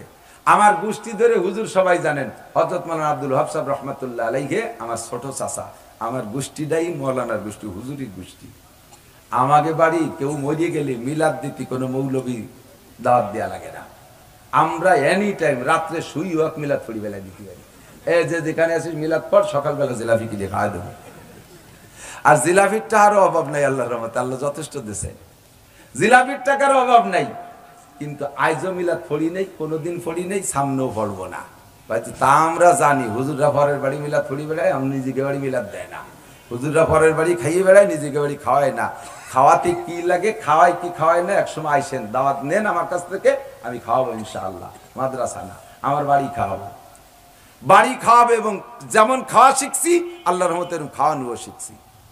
আমার মাদ্রাসার মাহফিলে আমি ৮ প্রকারের পিঠা বানাইছি, এবং সেই পিঠা আইজও আমার খাওয়ানোর পরে আমার রুমের বিছানো রয়েছে পিঠা, এইভাবে একা মানে প্লেটে প্লেটে বলতে পারবে না যে খালি হয়েছে কোন ফাঁক দিয়ে, একের পর এক সে জায়গা সাজানো হয়েছে। এখনো পর্যন্ত আমার কার্টন ভরা পিঠা রয়েছে, সেই সময়ের ফল। 30 তারিখে মাহফিল চলেছে, আজও ফল রয়েছে। বাজারে নাস্তা দিয়ে আমি মেহমানদারি করি না। মেহমানদারি হবে একটা আধুনিক, অত্যাধুনিক হবে। যেভাবে খাই সারা দেশ বেরিয়ে ওই রকমই খাওয়াতে পারি। কিন্তু যেই লোকটা জীবন বেড়ে হুজুররা খালি পরের বাড়ি খাইয়ে বেড়ায়, আমার বিশ্বাস ও জীবনে কেউ হইলেও বাদ দেয় না। খাওয়াই নিয়ে মানুষ কোনোদিন এমন কথা কয় না, তখন দেখা যে খাওয়াইছে এমন খোটা দেয়, ঠিক না? তো আল্লাহর রহমতে এই বছর আমার মাদ্রাসার হিসাব শুনে আসেন ইউটিউবে। আমি যে এখানে বলবো এটা মিথ্যে কথা বললে তো বাড়ি যে আমার মুখ দেখানো লাগবে এলাকায়। ইউটিউবে সব আগামীকাল সকাল অতি গোবিনাথপুরের ওয়াজ, এখনই ওই যে চলে গেছে বহু হাজার হাজার এখনো এই অনলাইনে আছে, আমার ওয়াজ শুনতেছে। মিথ্যে কথা বলি তো বাড়ি যেতে পারবো না। এবছর আপনারা যারা গিয়েছেন, দেখেছেন, শুনেছেন, সুলতানসি মাদ্রাসায় 17,80,000 টাকা সম্ভবত কর্জ করছে। কর্জটা কোন জায়গা থেকে করছে, যিনি পড়ে শুনেছে তিনি বলে দিয়েছে কর্জ করা হয়েছে মোহতাম সাহেবের কাছ থেকে। আজকে আমার বেতন 27,500 টাকা সুলতানসি মাদ্রাসায়, 27.5 পয়সাও নেই না। মাদ্রাসার বোর্ড গোডাউনে আমার দিয়ে কিনে দেওয়া চাউল আমি 1 লোকমা খানা মাদ্রাসা থেকে খাই না। 27,500 টাকা বেতন ধরা আমি নেই না। আর এই 17,80,000 টাকা সবই আমার দেওয়া, কোনোদিনও ফিরেই পাবো না ইনশাআল্লাহ। কারণ দেবে কিনা আমার, আমি মোহতামেম, আমারও কিনা দেবে। কমিটি নাম কি আসতে, তাদের দেওয়ার ক্ষমতা নেই। ও দোস্ত, এই মোহতামেম হয়েছে 1.5 বছর। এর আগে 13 সালের মাদ্রাসা প্রত্যেক বছর এমন করে দিয়ে আসতেছি। প্রত্যেকটা বিল্ডিং এর ভিতরে 5 লাখ, 7 লাখ, 10 লাখ টাকা আমার দেওয়া আছে আলহামদুলিল্লাহ। এগুলো দেখে জন্য, গল্প দেওয়ার জন্য বলছেন, আপনাদের উৎসাহিত করার জন্য। আল্লাহ হেফাজত করুক। এই জন্য বলতেছি যে খাই না, এ টাকা নিয়ে কাজেও লাগাই, বিশ্বাস না হয় যাইয়ে দেখে আসেন। পাইছি 3 জামাত সুলতানসি মাদ্রাসায়, এখন পূর্ণ দাওরা মাদ্রাসায় এবছর 10টা ছেলে আমার দাওরাকে আছে। আল্লাহর রহমতে 450 পুরুষ শাখায়, 450 মহিলা শাখায়, ছাত্রছাত্রীদের 900। মাসে 5 টন চাউল লাগে, প্রায় 5 লক্ষ টাকা বেতন আসে। প্রায় বেতন পরিশোধ আছে আলহামদুলিল্লাহ, আমরা 2-1 ছাড়া। কারণ আমার বেতন দিয়ে এত কেউ নাই, এই জন্য আমি নীতিও পারি না। থাকলে জীবন করে ভাই, ওইটা গুণা যাবে না। আল্লাহর রহমতে যথেষ্ট ভালো আছি। তো দোস্ত, এই যা করি সব আমার কৃষক আব্বা, আমার মূর্খ আব্বা যদি চাইতেন আমাকে চাকরিতে পাঠাইতে পারতেন। আমি সার্টিফিকেট রেডি করে ফেলাইছি। আপনাদের গোপালগঞ্জ গোপীনাথপুরের ক্যাপ্টেন আব্দুস সোবহান মিয়া উত্তরপাড়ার আমার মার আপন ফুফাতো ভাই, আমার মামা, আপন মামাদের চাইতে শ্রদ্ধা করতাম আমার মামাকে। মামাকে নিয়ে আমি হজে গেছি, ওই 19 সালের হজে। হজের থেকে আসার 11 দিন পরে আমার মামা মারা গেছে। আমার মামা আমারে বলেন, আসির আমার নিবন্ধন আগামী বছরের, এবছর আমি আগামী বছর আমি বাঁচবো না, বাপ আমার একিন হয়ে গেছে, তুই যে কোনো ভাবে আমাকে এবছর হজের ব্যবস্থা কর। ধর্ম প্রতিমন্ত্রীকে বললাম, কাকা ঘটনা এই আব্দুস সোবহান মিয়া। উনি বলে, উনি তো আমার কমান্ডার ছিল, আমি ছিলাম ওনার সৈনিক। তো আমি এখন মন্ত্রী হয়েছি, 1000 মানুষকে আমি ফ্রি হজে নিচ্ছি, আর আমার কমান্ডার পয়সা দিয়ে হজে যাবে, তাও ফেল করবে? আমি এবারই নিয়ে যাব, টাকা ফেরত দিতে কর ট্রাভেল চালাতে। ট্রাভেল চালার টাকা ফেরত দিছে, সরকারিভাবে মামারে হজে নিয়ে গেছে। হজের থেকে আসার 11 দিন পরে মারা গেছে আমার মামা আব্দুস সোবহান মিয়া। এই সোবহান মিয়া আলহামদুলিল্লাহ, সোবহান মিয়ার মা আমাকে অনেক স্নেহ করতেন, ভালোবাসতেন। ওনার টাকায় আমরা লেখাপড়া করছি অনেকটা। ও দোস্ত, যা বলতে যে সরে চলে যাচ্ছি, আপনাদের এই এলাকায় আল্লাহর রহমতে যথেষ্ট আত্মীয় স্বজন আছে। আমার আব্বার রুহের মাগফিরাতের জন্য আমি যাহা করি, যা দান করি, যা করতেছি সব আমি আস্ত একটা গাছ লাগাচ্ছি, যে আমার আব্বার আমল নামায় ওই গাছের থেকে কিয়ামত পর্যন্ত ফসল যাবে। আমার মা পাবে, আমার আব্বা পাবে, আমার দাদা পাবে, আমার দাদি পাবে, আমার ওই সোবহান মিয়া পাবে। সোবহান মিয়ার মা দলাসুটু, এলাকায় পরিচিত প্রসিদ্ধ ছিল দলাসুটু আমার নানির নাম। ওনার দিয়া কিতাব আমার ঘরে আইজও আছে, সদকাতিন জারিয়া। চলে যাবেন, আব্বাই লাখ লাখ টাকার সম্পত্তি রেখে গেছে, আপনি বসবাস করতেছেন। কোটি কোটি টাকার সম্পত্তি রেখে গেছেন, বসবাস করতেছেন। মাত্র 1 মুঠ মুষ্টি চাল দিয়েই আপনি বেচতে কিনে ফেলবেন। বেচতে কি একেবারে এতই সস্তা নাকি? হ্যাঁ, তবে সস্তা। যার কাছে মুষ্টি চাল ছাড়া নাই, তার কাছে আল্লাহ মুষ্টি চালের বিনিময়ে মাদ্রাসা বিক্রি করে, বেচতে বিক্রি করে। যার কাছে আছে 10 টাকা, আল্লাহ তাআলা তার কাছে 10 টাকায় জান্নাত বিক্রি করে। কিন্তু একটা লোকের কাছে 1 কোটি টাকা আছে, সেই লোকটা যদি 10 টাকা দেয়, তাহলে আল্লাহ আবার খুশি হয় না বেশি একটা। এদিক টাকা আপনাদের আমাদের এলাকায় এক ভদ্রলোক কোটি কোটি টাকার মালিক, ওনার এক ভাই বিটা গেছে ওনার কাছে কালেকশন করতে, যে কাকা আমি তো মাদ্রাসা করি, ওই মাদ্রাসায় তো মাদ্রাসায় কিছু দেন। উনি পকেটে দেওয়ার জন্য, হ্যাঁ বাবা আমি খুব ইচ্ছা করছি তোমার মাদ্রাসায় দেবো, শুনছি খুব ভালো মাদ্রাসা, এই খুঁজে খাইজে তোমারে পাইছি, আমি আজই দেবো কিছু। পকেটে হাত দেয়, 1000 টাকার বান্ডিল থুয়ে দেয়, কয় না দেওয়ার মতো টাকা নেই। এ পকেটে হাত দেয়, 500 টাকার বান্ডিল আবার থুয়ে দেয়। জাতি জাতি জাতি জাতি লাস্টে 10 টাকার বান্ডিল, তার থেকেও দেওয়ার মতো টাকা নেই। বাবা মনটা খুব খারাপ লাগলো, তোমার দেওয়ার মতো টাকা পেলাম না, এবছর মাত্র 400 কোটি টাকার কাজ করছি, দেওয়ার মতো টাকা নেই। শেষ পেজ উনি চলে গেছে, কিছু দূর টাকা পাইছি, দেখা যায় পকেটে ফেলাইনি, কবে পুরনো একখান 5 টাকার নোট, তার থুতমা টুতমা ছিঁড়িয়ে গেছে, ঠোঁট মোট নাই, ওই রে কয়বার 700 নেই নেই নাও টাকা না। উনি কয়েক টাকা আপনার এত বড় অভাব যেহেতু, আমি একটু সহযোগিতা করি, 10টা টাকা দিয়ে আপনার আমি 10টা টাকা দিই, ওই সেটা তোমার ব্যাপার, দিলি দিতে পারো, দেশে তা নিয়ে হয়ে গেছে। ওরে কপাল পোড়া, জীবনেও কোনোদিন তুই বড় লোক হতে পারবি না, কথা বলেন ঠিক না?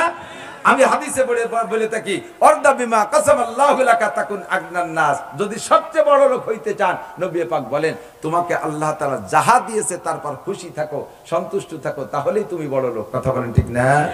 আল্লাহ পাক আমারে যে অবস্থায় রাখছে, সবাই শুকর আদায় করেন। কেমন আছেন? জোরে বলেন কেমন আছেন? তাহলে আপনি বড় লোক, নইলে জীবনে বড় লোক হতে পারবা। জিজ্ঞেস করছি, ভাই মাদ্রাসায় কিছুদিন কেমন আছেন? কয় যে হুজুর একেবারে শেষ, কিচ্ছু নাই, এবার কিচ্ছু নেই।